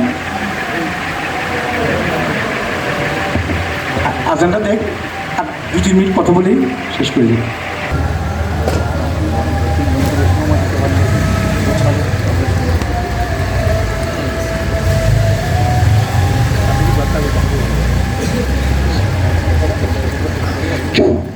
আমি সংক্ষিপ্ত করছি। আমাদের সমাজের সবচেয়ে আরেকটা মানে দিক হচ্ছে যে সেটা হচ্ছে আমরা ওয়াদা করে ওয়াদা রক্ষা করতে পারি না। সুতরাং ওয়াদা করে ওয়াদা রক্ষা করাও আল্লাহ রাব্বুল আলামিনের কর্মসূচির 14 নম্বর কর্মসূচি যেখানে বর্ণনা করা হয়েছে, তার মধ্যে 14 নম্বরের আসাবিরিনা বিল বাসায়। 3টে গ্রুপ এই পৃথিবীতে আল্লাহ রাব্বুল আলামিন নিজে হাতে যাজা দিবেন, 3টে গ্রুপকে নিজে হাতে যাজা দিবেন। একটা হচ্ছে যারা সায়েম, তাদেরকে যাজা দিবেন, আর কিছু সবরকারী তাদেরকে নিজে হাতে যাজা দিবেন। আলা কাউফুন আলাইহিম ওয়া লা হুম ইয়াহজানুন, আল্লাহ রাব্বুল আলামিন বলছেন। তারপরে আরেকটা হচ্ছে আল আফু আনিন নাস, অর্থাৎ মানুষকে ক্ষমা করে দেয়া। আপনার সাথে আগে তর্ক বিতর্ক করছে, তারপরে আপনার সাথে ঝগড়া বিভেদ হয়েছে, আপনি তারে দেখে ক্ষমা করে দিলেন, যে মানে আল্লাহর ওয়াস্তে আমি তোর ক্ষমা করে দিলাম। এই 3টা জিনিসের জন্য আল্লাহ রাব্বুল আলামিন বিনা হিসাবে তাকে যাজা দিবেন। এই যাজাগুলো আল্লাহর কাছে সংরক্ষিত, এই যাজাগুলো আল্লাহর কাছে এই 3 প্রকার মানুষের জন্য আল্লাহর কাছে এই যাজাগুলো সংরক্ষিত। তারপর ওয়াসাবিরিনা বিল বাসায়, আপনার অর্থ সংকটে ধৈর্য ধারণ করা, তারপর ওয়াদাররাই দুঃখ ক্লেশে ধৈর্য ধারণ করা, তারপর যে সংগ্রাম এবং সংকটে হিনাল বাস, সংগ্রাম এবং সংকটে আপনি ধৈর্য ধারণ করা। এই 5টি গুণ যদি আপনি অর্জন করতে পারেন, তাহলে সমাজের মধ্যে কি আর কোনো বিশৃঙ্খলা থাকবে? এই 5টে মানে এই যে 15টার কথা বললাম আমি একবারে সুনির্দিষ্ট করে, এই 15টা যদি আমরা যদি কোনো প্রতিপালন করি, আল্লাহর এই কর্মসূচিটাকে যদি প্রতিপালন করি, তাহলে কিন্তু আমাদের সমাজে একটু বিশৃঙ্খলা থাকবে না, একবারেই বিশৃঙ্খলা থাকবে না। আল্লাহ রাব্বুল আলামিন বলছেন উলাইকাল্লাযিনা সাদাকু, তারাই হচ্ছে সত্যবাদী, তারাই হচ্ছে সত্যবাদী এবং তারাই হচ্ছে কি মুত্তাকি। তো সুতরাং মুত্তাকি তাকওয়া অর্জন করার জন্য এই 15টা গুণ যদি আমরা অর্জন করি, আল্লাহ রাব্বুল আলামিন আমাদেরকে তাকওয়াবান করবেন এবং আল্লাহ রাব্বুল আলামিন সমাজে দুনিয়া এবং আখিরাতে আমাদের কোনো প্রকারে আমাদের কোনো অসুবিধা হবে না। যে দুনিয়া এবং আখিরাতের জন্য আল্লাহ রাব্বুল আলামিন আমাদেরকে পৃথিবীতে প্রেরণ করছেন, তো কী জন্য প্রেরণ করছেন? কী জন্য প্রেরণ করছে আল্লাহ রাব্বুল আলামিন? আমাদের উদ্দেশ্যটা কি? আল্লাহর ইবাদত করা, আল্লাহর দাসত্ব এই জমিনে কায়েম করা, ব্যক্তি জীবনে, সমাজ জীবনে, পারিবারিক জীবনে, সব জায়গায় যদি আমরা এই 15টা গুণের অধিকারী হতে পারি, তাহলে ইনশাআল্লাহ আমাদের সমাজ, আমাদের যুব সমাজ যে যে কাজ আমাদেরকে করে দিয়েছেন এখন আমাদের সহজভাবে যাবে। এখন তো দেখি যে এই যে তারপরে ফেসবুক, তারপরে বিভিন্ন সামাজিক যোগাযোগ মাধ্যম, এগুলো মানুষের মধ্যে অনৈক্য সৃষ্টি করছে। একজনের চরিত্র হনন করছে, আর এক গ্রুপ আরেক গ্রুপের চরিত্র হনন করতেছে। সুতরাং এগুলো থেকে আমাদেরকে কিন্তু বেঁচে থাকতে হবে। আমি আপনারা আমার জন্য অপেক্ষা করছেন, কষ্ট করছেন, আমি আইসা আপনাদেরকে কিছু কথা বলতে পারলাম, এর জন্য নিজেকে ধন্য মনে করছি। আমি আমার মুরব্বীদের কাছে, মানে মুরব্বীদের যারা ইন্তেকাল করেছে তাদের জন্য আপনাদের কাছে দোয়া কামনা করছি। বিশেষ করে আমি কিন্তু এবার কিন্তু আমাদের যে ঈদটা, এটা কিন্তু অত্যন্ত প্যাথেটিক এবং অত্যন্ত মর্মান্তিক। আজকে ডাক্তার এখানে আছেন, উনি অনেক চেষ্টা করেছেন ঢাকা মেডিকেল কলেজ। আমার শাশুড়ি, আমি আসলে সত্যিকার অর্থে এটা কিন্তু অতিরিক্ত বলছি না, আমার শাশুড়ি এত বেশি কোরআন শরীফ তেলাওয়াত করতেন যে পুরো কোরআন শরীফের প্রায় কোরআন শরীফের তিনি কিন্তু অর্থ জানতেন। মাঝে মাঝে আমি মাদ্রাসায় লেখাপড়া করছি, উনাকে আমার মাঝে মাঝে জিজ্ঞাসা করতে পারছি যে এইটা যে এই ধরনের এটা কি এইটা হবে। তো আমার শাশুড়ির জন্য আমি আপনাদের কাছে দোয়া কামনা করি। আমার মুরব্বী কেরাম, এইদিকে আমার দাদির আত্মীয় স্বজন, তাদের জন্য দোয়া কামনা করে আপনাদের সবাই জন্য আমি আল্লাহর কাছে দোয়া করি। আপনারা যে আয়োজন করেছেন, আপনাদের যে শ্রম দিয়েছেন, এই শ্রম আল্লাহ রাব্বুল আলামিন জাযায়ে হাসান আপনাদেরকে দান করবে, আখিরাতের মুক্তির অবলম্বন হবে এই আজকের এই মাহফিল। এই আশাবাদ ব্যক্ত করে সবাইকে আবারও ধন্যবাদ জানিয়ে আমি আমার বক্তব্য শেষ করছি। আসসালামু আলাইকুম ওয়া রাহমাতুল্লাহি ওয়া বারাকাতুহু। ধন্যবাদ স্যারকে তার জ্ঞান।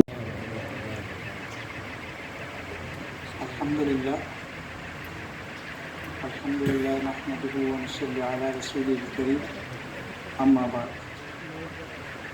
আউযু বিল্লাহি মিনাশ শাইতানির রাজীম। বিসমিল্লাহির রাহমানির রাহিম।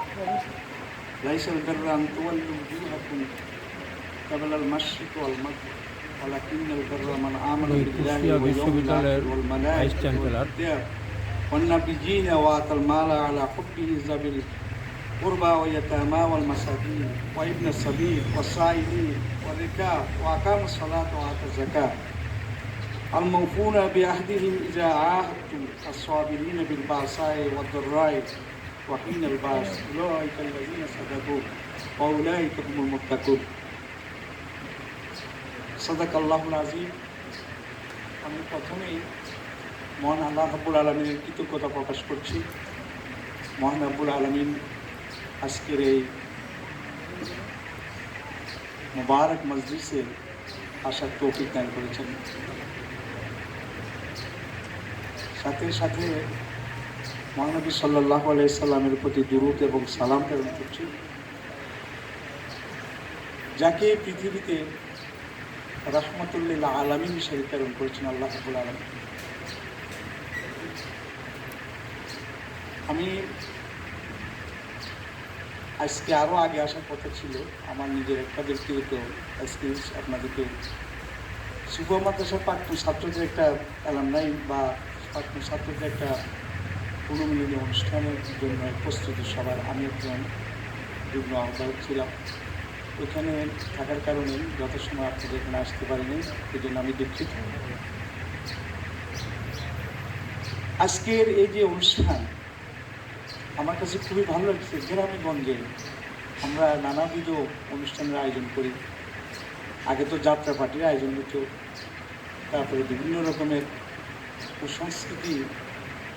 কুসংস্কারগুলো আমরা প্রচলন করতাম। বৈশাখ উপলক্ষে আমরা শিরকি কিছু সংস্কৃতি আমাদের মধ্যে অনুপ্রবেশ ঘটেছে, এটা ইচ্ছা হোক আর অনিচ্ছা হোক।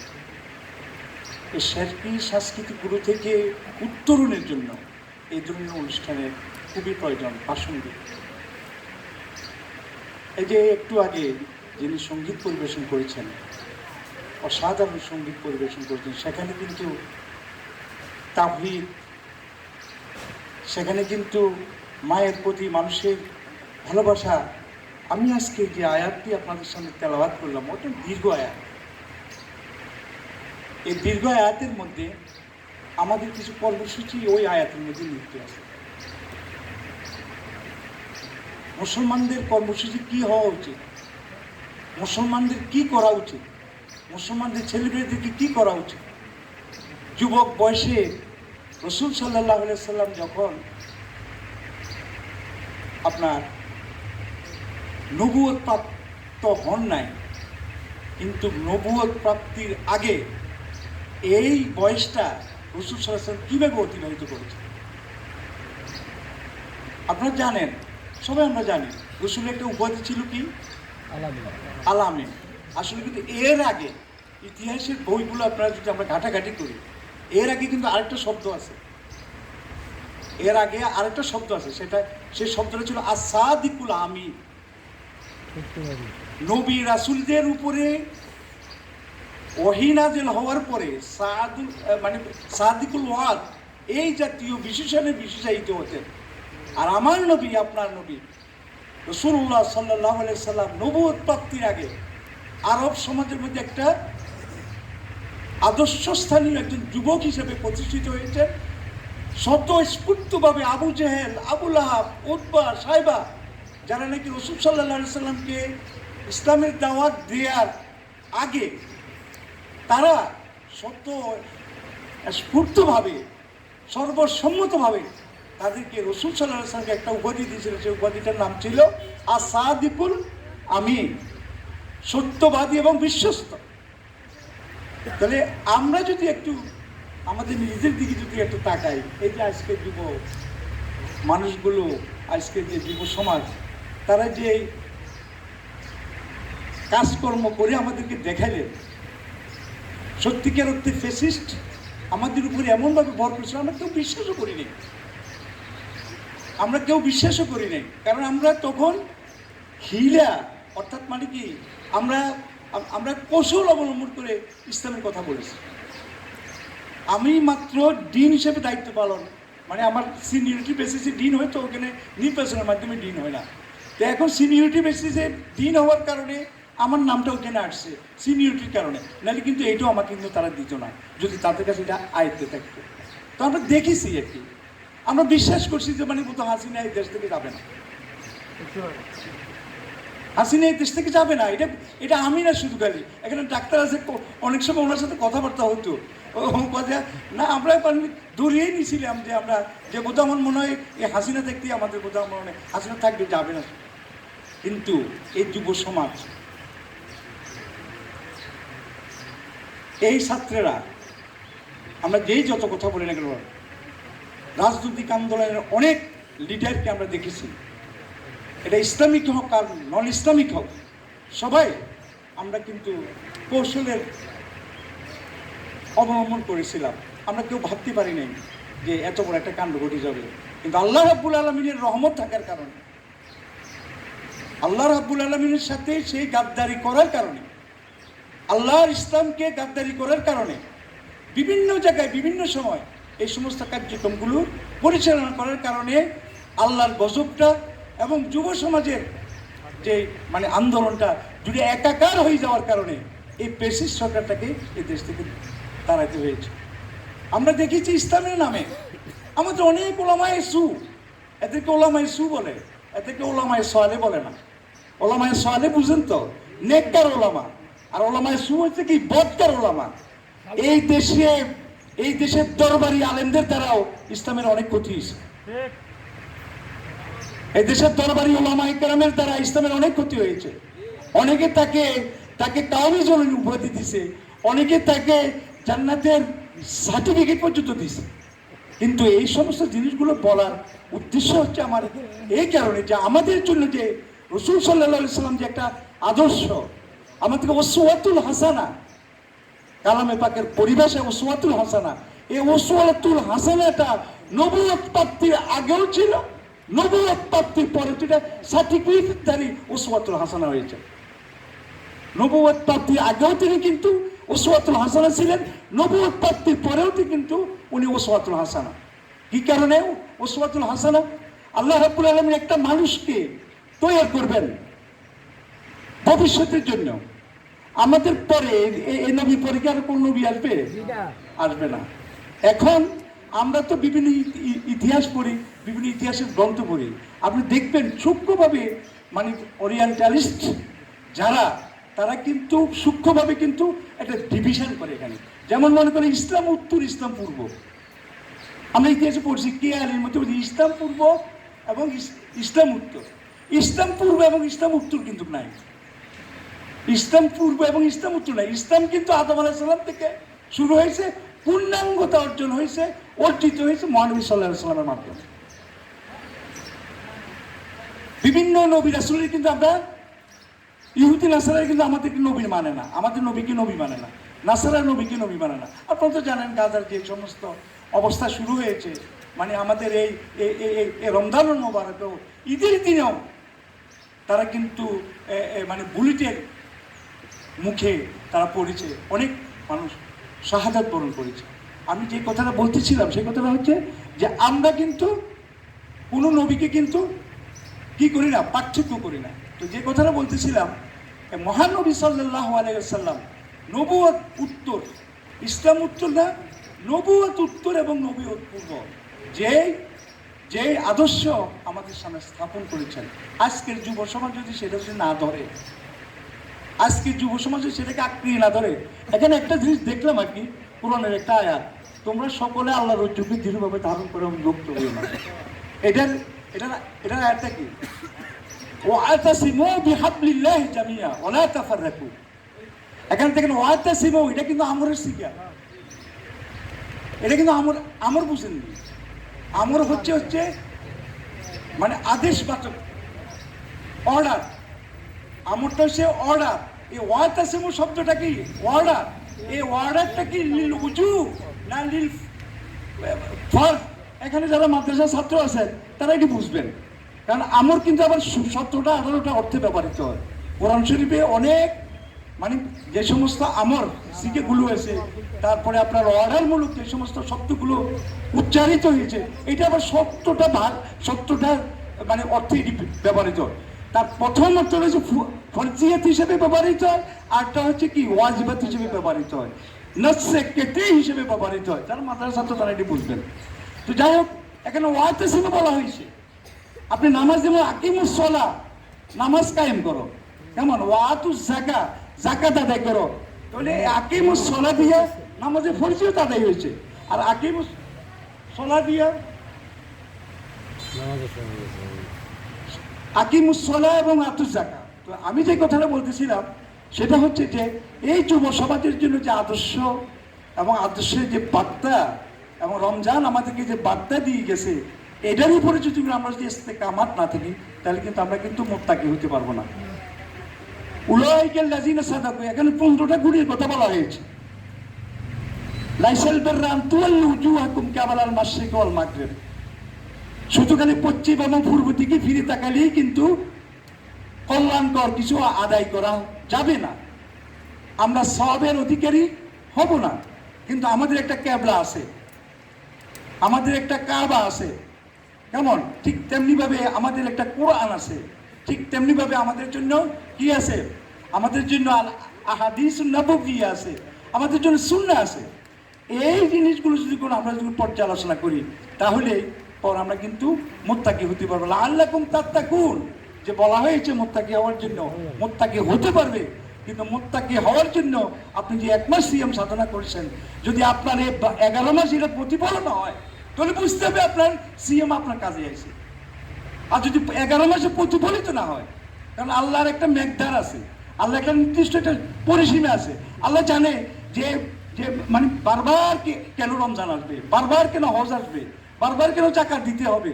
এগুলো দিতে হবে এই কারণে যে আপনাকে একটা সালেহ বান্দা হিসেবে, একটা নেককার বান্দা হিসেবে এবং একজন মুত্তাকি বান্দা হিসেবে প্রতিষ্ঠিত হওয়ার জন্য বারবার এগুলো আসছে। সুতরাং এখানে যে আয়াতটা আমি তেলাওয়াত করেছি, এই আয়াতের মধ্যে প্রথমে তো আপনারা জানেন ওয়ালাকিন্নাল বিররা মান আমানা, যে ব্যক্তি আল্লাহর উপরে ঈমান এনেছে, যে ব্যক্তি আখিরাতের উপরে ঈমান এনেছে, যে ব্যক্তি মালায়েকের উপরে ঈমান এনেছে, যে ব্যক্তি কিতাবের উপরে ঈমান এনেছে, যে ব্যক্তি আম্বিয়া আলাইহিস সালামদের উপরে ঈমান এনেছে।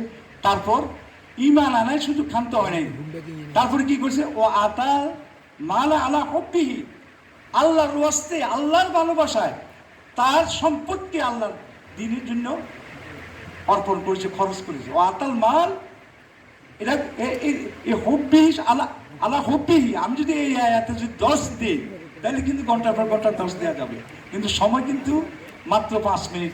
নামাজি বিরতি যাবে সবাই 5 মিনিট, 5 মিনিটের মধ্যে 2 মিনিট অলরেডি ছিল। আমি শুধু আয়াতের অর্থটা বলছি। দেখেন, ও আতাল মাল আল্লাহ হব্বি, আল্লাহর ওয়াস্তে, আল্লাহকে ভালোবেসে। আল্লাহ হব্বি মানে কি? হব্বুল্লাহ, আল্লাহকে ভালোবেসে যে ব্যক্তি তার অর্থকে অর্পণ করবে, এইটা হচ্ছে ব্যাপ, এইটা হচ্ছে তাকওয়া, এইটা হচ্ছে মুসলমানিত্ব, এইটাই হচ্ছে আনুগত্য, এটা হচ্ছে আল্লাহর প্রতি কমপ্লিট সারেন্ডার। এরপরে হচ্ছে কি? জাবিল কুরবা। দেখছেন, আত্মীয় স্বজন। আমাদের দেশে একটা প্রচলন আছে, স্বাস্থ্য ভাই, জ্যাঠতো ভাই, ফুফাতো ভাই, মামতো ভাই, খালতো ভাই, যারা আমরা আত্মীয় স্বজন আছি, এদের সাথে আমরা ভালোভাবে যোগাযোগ করি না। আল্লাহর নির্দেশনা অনুযায়ী যদি এদের সাথে যদি আপনি যোগাযোগ না করেন, মায়ের পক্ষের আত্মীয় এবং বাপের পক্ষে আত্মীয়ের সাথে যদি আপনি যোগাযোগ না করেন, তাহলে কিন্তু আমরা ঈমান পরিপূর্ণ হবে না। আর এইটাই হচ্ছে সমাজের শান্তি শৃঙ্খলার অন্যতম উপায়। শুধু এটা না, জাবিল কুরবা বলতে শুধু খালি আত্মীয়, মায়ের পক্ষের আত্মীয়, বাবার পক্ষের আত্মীয়, তারা না শুধু খালি, শুধু আপনার পাড়া প্রতিবেশী, আপনার পাড়া প্রতিবেশী উপভোগ্য অবস্থায় থাকে যদি, আর আপনি যদি পয়সাওয়ালা হন, আপনার এই পয়সার কোনো মূল্য নাই। আল্লাহর নিকট আল্লাহ এই পয়সার কোনো মূল্য নাই। রসুলের হাদিস অনুসারে আপনার এই সম্পত্তির কোনো মূল্য নাই।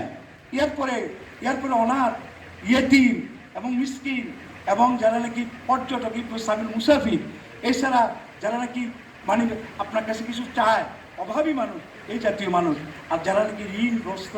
এখানে বলা হয়েছে দাস মুক্তির কথা। এখন তো দাস নাই, এখন হচ্ছে দাস মুক্তির বিকল্প হিসেবে ওলামায়ে কেরাম বলছেন, যারা নাকি ঋণগ্রস্ত তাদেরকে ঋণ প্রদান করা, তাদেরকে সহযোগিতা করা। তারপর নামাজ কায়েম করা। আমরা যে নামাজ একামাতুস সালাত, তারপরে যাকাত আদায় করা, তারপরে আরেকটা জিনিস হচ্ছে কি, আমরা ওয়াদা। আপনি দেখেন এই 15টা গুণের মধ্যে আপনার 14 নম্বর যে গুণটা, সেই গুণটা হচ্ছে কি? ওয়াদা পূর্ণ করা। আমরা এই ব্যাপারে অত্যন্ত মানে আমরা কিন্তু উদাসীন। কারো কাছে প্রতিশ্রুতি দিয়া 10 টাকা নিছেন, এই 1 মাসের মধ্যে দিবেন, অত দেখা গেছে মানে 3 মাস হয়ে হাতার লোকে দেওয়া না। আমরা আজানটা দেখ, আর 2-3 মিনিট কথা বলি, শেষ করে দিই।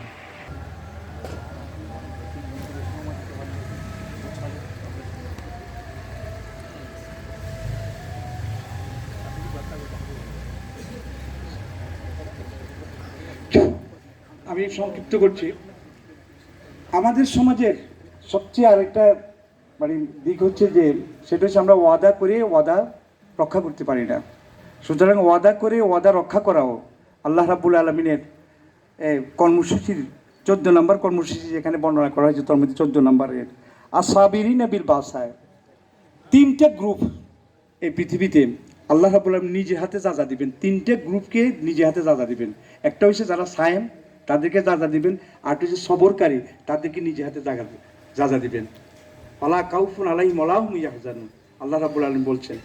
তারপরে আরেকটা হচ্ছে আল আফু আনিন নাস, অর্থাৎ মানুষকে ক্ষমা করে দেয়া। আপনার সাথে আগে তর্ক বিতর্ক করছে, তারপরে আপনার সাথে ঝগড়া বিবাদ হয়েছে, আপনি তারে দেখে ক্ষমা করে দিলেন, যে মানে আল্লাহর ওয়াস্তে আমি তোর ক্ষমা করে দিলাম। এই 3টা জিনিসের জন্য আল্লাহ রাব্বুল আলামিন বিনা হিসাবে তাকে যাজা দিবেন। এই যাজাগুলো আল্লাহর কাছে সংরক্ষিত। এই যাজাগুলো আল্লাহর কাছে এই 3 প্রকার মানুষের জন্য আল্লাহর কাছে এই যাজাগুলো সংরক্ষিত। তারপর ওয়াসাবিরিনা বিল বাসায়, আপনার অর্থ সংকটে ধৈর্য ধারণ করা। তারপর ওয়াদার রায়, দুঃখ ক্লেশে ধৈর্য ধারণ করা। তারপর যে সংগ্রাম এবং সংকটে, হিনাল বাস, সংগ্রাম এবং সংকটে আপনার ধৈর্য ধারণ করা। এই 5টি গুণ যদি আপনি অর্জন করতে পারেন, তাহলে সমাজের মধ্যে কি আর কোনো বিশৃঙ্খলা থাকবে?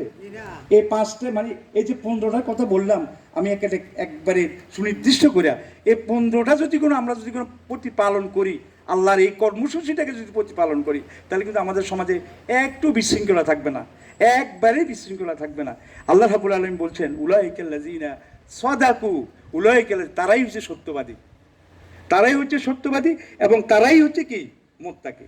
তো সুতরাং মুত্তাকি তাকওয়া অর্জন করার জন্য এই 15টা গুণ যদি আমরা অর্জন করি, আল্লাহ রাব্বুল আলামিন আমাদেরকে তাকওয়াবান করবেন এবং আল্লাহ রাব্বুল আলামিন সমাজে আর দুনিয়া এবং আখিরাতে আমাদের কোনো প্রকারেই আমাদের কোনো অসুবিধা হবে না। যে দুনিয়া এবং আখিরাতের জন্য আল্লাহ রাব্বুল আলামিন আমাদেরকে পৃথিবীতে প্রেরণ করছেনই তো কী জন্য প্রেরণ করছেন? হ্যাঁ, কী জন্য প্রেরণ করছেন আল্লাহ রাব্বুল আলামিন? আমাদের উদ্দেশ্যটা কি? আল্লাহর ইবাদত করা, আল্লাহর দাসত্ব এই জমিনে কায়েম করা, ব্যক্তি জীবনে, সমাজ জীবনে, পারিবারিক জীবনে, সব জায়গায় যদি কোনো আমরা এই 15টা গুণের অধিকারী হতে পারি, তাহলে ইনশাআল্লাহ আমাদের সমাজ, আমাদের যুব সমাজ যে কাজ আমাদেরকে করে দিয়েছেন এখন আমাদের সহজভাবে যাবে। এখন তো দেখি যে এই যে তারপরে ফেসবুক, তারপরে বিভিন্ন সামাজিক যোগাযোগ মাধ্যম, এগুলো মানুষের মধ্যে অনৈক্য সৃষ্টি করছে। একজনের চরিত্র হনন করছে, আর এক গ্রুপ আরেক গ্রুপের চরিত্র হনন করতেছে। সুতরাং এগুলো থেকেও আমাদেরকে কিন্তু বেঁচে থাকতে হবে।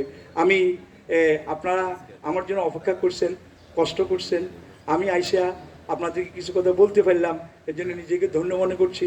আমি আমার মুরব্বীদের কাছে, মানে মুরব্বীদের যারা ইন্তেকাল করেছে তাদের জন্য আপনাদের কাছে দোয়া কামনা করছি। বিশেষ করে আমি কিন্তু এবার কিন্তু আমাদের যে ঈদটা, এটা কিন্তু অত্যন্ত প্যাথেটিক এবং অত্যন্ত মর্মান্তিক।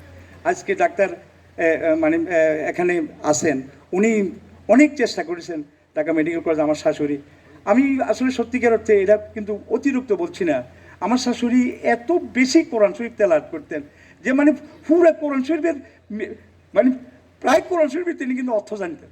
মাঝে মাঝে আমি মাদ্রাসায় লেখাপড়া করছি, উনাকে আমার মাঝে মাঝে জিজ্ঞাসা করতে পারছি যে এইটা যে এই ধরনের এটা কি এটা হবে। তো আমার শাশুড়ির জন্য আমি আপনাদের কাছে দোয়া কামনা করি। আমার মুরব্বী কেরাম, এইদিকে আমার দাদির আত্মীয় স্বজন, তাদের জন্য দোয়া কামনা করে আপনাদের সবাই জন্য আমি আল্লাহর কাছে দোয়া করি। আপনারা যে আয়োজন করেছেন, আপনাদের যে শ্রম দিয়েছেন, এই শ্রম আল্লাহ রাব্বুল আলামিন জাযায়ে হাসান আপনাদেরকে দান করবে, আখিরাতের মুক্তির অবলম্বন হবে এই আজকের এই মাহফিল। এই আশাবাদ ব্যক্ত করে সবাইকে আবারও ধন্যবাদ জানিয়ে আমি আমার বক্তব্য শেষ করছি। আসসালামু আলাইকুম ওয়া রাহমাতুল্লাহি ওয়া বারাকাতুহু। ধন্যবাদ স্যারকে তার জ্ঞান। আসলে আজকের এই প্রোগ্রামটা যারা আয়োজন করছে এই পূর্বাঞ্চলে সম্ভবত এইটাই প্রথম। আমি প্রথমেই যারা আয়োজন করছে তাদেরকে ধন্যবাদ দিতে চাই। আপনারা যারা এখানে এই কষ্ট করে মেডিকেল কলেজ কত ব্যস্ততা সত্ত্বেও এখানে উপস্থিত হয়েছে, আপনাদেরকেও আসলে আয়োজক কমিটির পক্ষ থেকে ধন্যবাদ জানাচ্ছি। আর সত্যি কথা হলো, এরকম একটা প্রোগ্রাম ভবিষ্যতে আরও হোক এরকম কামনা করছি। আমাদের সামনে এখানে বিভিন্ন পেশাজীবীর মানুষ আছে। আমি যেমন ডাক্তার, একজন ইঞ্জিনিয়ার তো এসে অসুস্থতার কারণে চলে গেল, শিক্ষক আছে, তারপরে একদম শ্রমজীবী আছেন, কৃষক আছেন। আসলে একটা সমাজ, এই সবগুলি মানুষ সমন্বয়ে একটা সমাজ। এই সমাজটা যদি সুন্দর করে চলতে হয়, আসলে এই সমাজের মানুষগুলির মাঝে একটা কিছু কিছু বিষয় অবশ্যই একমত থাকা উচিত। তার ভিতরে একটা জিনিস আমি মনে করি, ইসলামটা হলো কোনো দলের কোনো পৈতৃক সম্পত্তি না। এটা জামাত ইসলামের কোনো পৈতৃক সম্পত্তি না। এবার আবার বিএনপি, আওয়ামী লীগের তারা এটা কোনো অন্য কোনো সম্পত্তি না। এটা হলো আমাদের জনগণের সবার একটু সম্পদ। একটু আগে আমাদের আশরাফি স্যার যেটা বললেন, উনি কিন্তু আমার শিক্ষকও বটে। আমরা যখন কুমিল্লা জিলা স্কুলে ক্লাস 10-এ পড়ি, উনি তখন প্রথম ওখানে শিক্ষক হিসেবে নিয়োগ পান। আবার পরবর্তী দেখে আমার ক্লাসমেটের সাথে ওনার বিয়ে হয়ে গেলে আমাদের এলাকার জামাই হয়ে গেল। আর উনি তো এখন আল্লাহ দিলে ইসলামী ইউনিভার্সিটির একটা অনুষদের ডিন। আপনারা হয়তো ওনার মর্যাদারা এখানে বুঝতে পারছেন না, আসলে আপনারা বোঝারও কথা না। উনি কোরআন শরীফের যে আয়াতটা তেলাওয়াত করছে, এটা সম্ভবত আমার যদি স্মরণশক্তি বললে সূরা বাকারার 177 নম্বর আয়াত। আপনারা এই আয়াতটাতে একটু নিজেরা একটু পড়বেন। আসলে উনি তো খুব সংক্ষিপ্তভাবে বলছে। আসলে এই আয়াতটা যদি কেউ পালন করে, সত্যি কথা হলো তার দুনিয়ার মুক্তির জন্য এটাই যথেষ্ট। আজকে হয়তো আপনারা ভাবছেন আমি ডাক্তার, সাপোজ একটা অনুষদের ডিন, আমার ভাগিনা আছে কলেজের টিচার, বা আরেকজন আছে হয়তো বেশ পয়সাওয়ালা, একটা মেম্বার ছিল। আসলে আল্লাহর কাছে এটা কোনো সাফল্যের কোনো মাপকাঠি না। সাফল্যের মাপকাঠি আসলে যিনি আল্লাহর ক্ষমা পেলেন সেই সফল। আর আল্লাহর যদি ক্ষমা পেতে হয় তাহলে অনুসরণ কি করতে হয়? আল্লাহ কোরআনে অনেক জায়গায় বলছে যে আতিউল্লাহ ও আতিউর রাসূল। এটা আসলে অনেক জায়গায় বিভিন্নভাবে বলছে। আতিউল্লাহ, আতিউর রাসূল বলে, এরপরে হয়তো কোথাও বলছে সুদ করো না, খেও না, কোথাও হয়তো এই নানার ব্যাপারে বলছে, অনেক ব্যাপারে বলছে। আসলে যে আতিউল্লাহ ও আতিউর রাসূল, এইটা যদি করতে পারি এবং নিজের জীবনে যদি বাস্তবায়ন করতে পারি, তাহলে আসলে পরকালে আমাদের মুক্তি মিলবে। আমি যে কথা বলছিলাম ইসলামটা আজ থেকে গত বছর আমরা চিন্তা কখনো করতে পারি নাই যে এখানে বসে এটা আয়োজন করতে পারবো। আসলে এটা সম্ভব হয়েছে আমাদের তরুণ সমাজের কারণে, এবং সত্যি কথা হলো তরুণ সমাজের কাছে আমার মনে হয় পুরো জাতি আমরা কৃতজ্ঞ।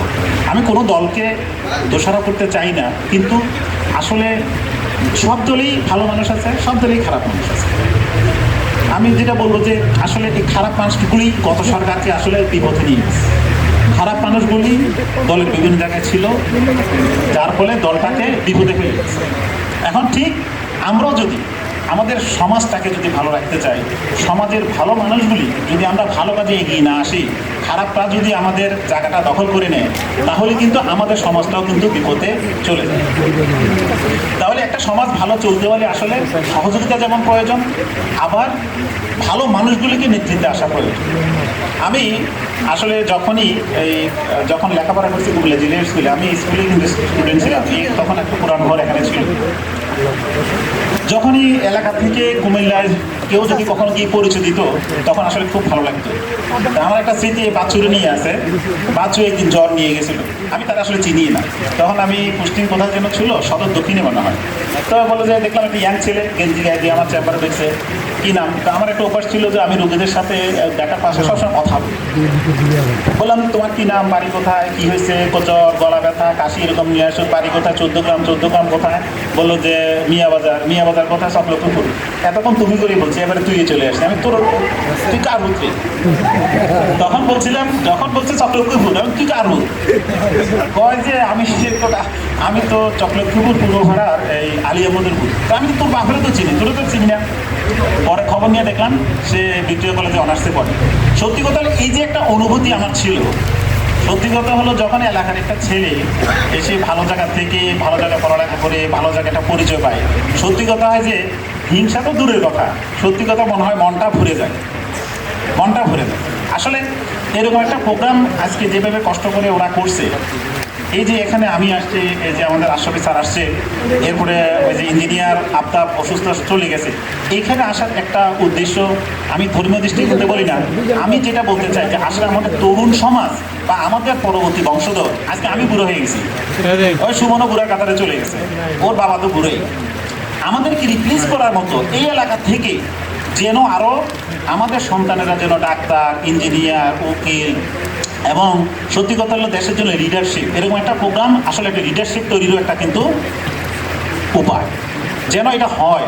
আমার এই আশাটা কিন্তু থাকে সবার কাছে। আমি যখনই দেখা হয় বলি যে কোথায় পড়ো, কী করো, ভালো করে লেখাপড়া করো, এটা কিন্তু একটা দারুণ একটা অনুভূতি রাখে। আর তখনই এবং যে যেখানে থাকে তাদের কিন্তু একটা প্রাউড ফিল যে আমার এলাকার একটা ছেলে ইঞ্জিনিয়ার, আমার একটা ছেলে অমুক জায়গায় আছে, পরিচয় দিতে পারি। এবং আপনারাও আমার ধারণা আমাকে নিয়ে আপনারা অনেক জায়গায় পরিচয় দেন, কিন্তু আসলে আপনাদেরকে আমি ডাক্তার হিসেবে যেভাবে সাথে করা উচিত আসলে পারি না। অনেক সময় দেখা যায় যে আমাদের চেম্বারে অনেক সময় গেলে, আমার এলাকা থেকে গেলে দেখা যায় সিরিয়াল নিয়ে অনেক সময় ঝামেলা করে, আমার একটু আগেতে অনেক সময় দেখা যায় এটা রাখতে পারি, অনেক সময় রাখিনি। আবার হয়তো অনেকে গিয়ে ঘন্টাখানে গিয়ে বসেছিল, এলাকার মানুষের তো অধিকার বেশি, আবার অনেক সময় দেখা যায় ব্যস্ততার কারণে পারি নেই।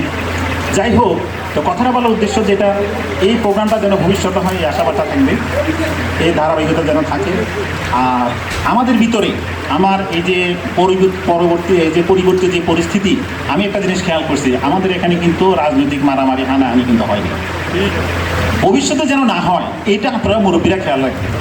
যেদিন শেখ হাসিনা পদত্যাগ করে, আমি আমার ছোটো ভাই মণিকে টেলিফোন করলে, মণি শেখ হাসিনা পদত্যাগ করছে, তখনও কিন্তু পদত্যাগ করে নেই, ঠিক একটার সময় আমি বললাম যে শোন, অতীতে অনেক কিছু হয়েছে, আমি ঢাকা মেডিকেল কলেজে পড়া অবস্থায় আমি অনেকবারই মারি খাওয়ার পরিস্থিতি তৈরি হয়েছে, কিন্তু কেন যেন আমাকে কেউ মারতে পারে না, হয়তো আমি নাই, হয়তো আমি বাড়ি নয়, আমি হোস্টেলে ছিলাম না, ওই ঘটনার সময় আমি ছিলাম না, আমি বেঁচে গেছি। তো কথা হলো যেটা বললাম যে ঘটনা অতীতে যাই হোক, দেখিস কারোর বাড়িতে কারোর গায়ে যেন হাত যেন না ওঠে। কারণ দিন শেষে আমার ভাগিনা বলতেছিল, দিন শেষে আমাদের পরিচয় আসলে আমরা মুসলমান, আমরা আওয়ামী লীগ করি, বিএনপি করি, জামাত করি, যে যাই করি, আমরা দিন শেষে আমরা মুসলমান, একসাথে নামাজ পড়ি। আমাদের কবরে যখন যেতে হবে, হুজুরে আমাদেরকে ইমামতি করে আমাদের কবরে দিয়ে দিবে। তখন আমি কি ডাক্তার ছিলাম, ইঞ্জিনিয়ার ছিলাম, কৃষক ছিলাম, না কুলি ছিলাম, নাকি নেতা ছিলাম, এর কোনো মূল্য আল্লাহর কাছে নেই। আপনারা আমাদের এই যে সমাজের এই পূর্ব অঞ্চলে যেই দলে ক্ষমতায় আসুক, আওয়ামী লীগ ছিল, তার আগে বিএনপি ছিল, ভবিষ্যতে কে আসবে আমরা জানি না, যারাই আসুক আমার মনে হয় এরকম একটা সুন্দর পরিস্থিতি যেন থাকুক এবং যেন থাকে, এটা আমি কিন্তু আপনাদের কাছে এটা একটা আমার দাবি। এখানে আমার অনেক মুরব্বী শ্রেণীর মানুষ আছেন, একদম বাপের সাথে যারা চলাফেরা করছেন তারাও আসছেন, বা এখন ইয়াং জেনারেশন আছেন, যেন এই ধরনের কোনো একটা পরিস্থিতি ভবিষ্যতে যেন না হয়। আমি যেমন এই যে জামাল ওর মেয়েকে নিয়ে যে গানটা বলছে, আমার খেয়াল আছে ওটা মনে হয় 14 সাল ছিল, আমি সেদিন মনে হয় উমরাতে সৌদি আরবে ছিলাম, 15 সাল আমি সৌদি আরবে উমরায় ছিলাম, তখন খুব ভেজাল শুরু হলো, ওর বাড়িঘর ভেঙে ফেললো। আমরা চাই ভবিষ্যতে এই দেশে এমন কোনো ফেসিস্ট তৈরি না হোক, এটা হোক জামাতের নামে, হোক বিএনপির নামে, হোক আওয়ামী লীগের নামে, হোক বৈষম্য বিরোধীর নামে, এমন ধরনের কোনো শাসক যেন আমাদের উপর চেপে না বসে, যার কারণে আমাদের বাড়িঘর ভেঙে ফেলবে। ওর কন্যা তো আমি যতটুকু জানি বিনা চিকিৎসায় মারা গেছে, হাসপাতালে নেওয়ারও সুযোগটা পাইনি। এই ধরনের কোনো পরিস্থিতি যেন না হয়, এটা আমি কামনা করি। আল্লাহ আমাদের, সত্যি কথা হলো যে এই কামনাটা যেন আমাদের থাকে। আর সত্যি কথা হলো যে ওই স্যার যেটা বলছেন যে ইসলামের অনুসরণই আসলে মুক্তি, ইসলামের অনুসরণই মুক্তি। আর রোজ আমাদেরকে যেটা শিখিয়ে গেছে তাকেও অর্জন করতে হবে। আর তাকওয়াটা কি, আমি ওই দিনও ঈদগাতে একটু বলছিলাম, আসলে হালাল হারামটা বেঁচে চলা, প্রত্যেকটা কাজে আল্লাহকে স্মরণ করা, আল্লাহকে ভয় করাই হলো আসলে তাকওয়া।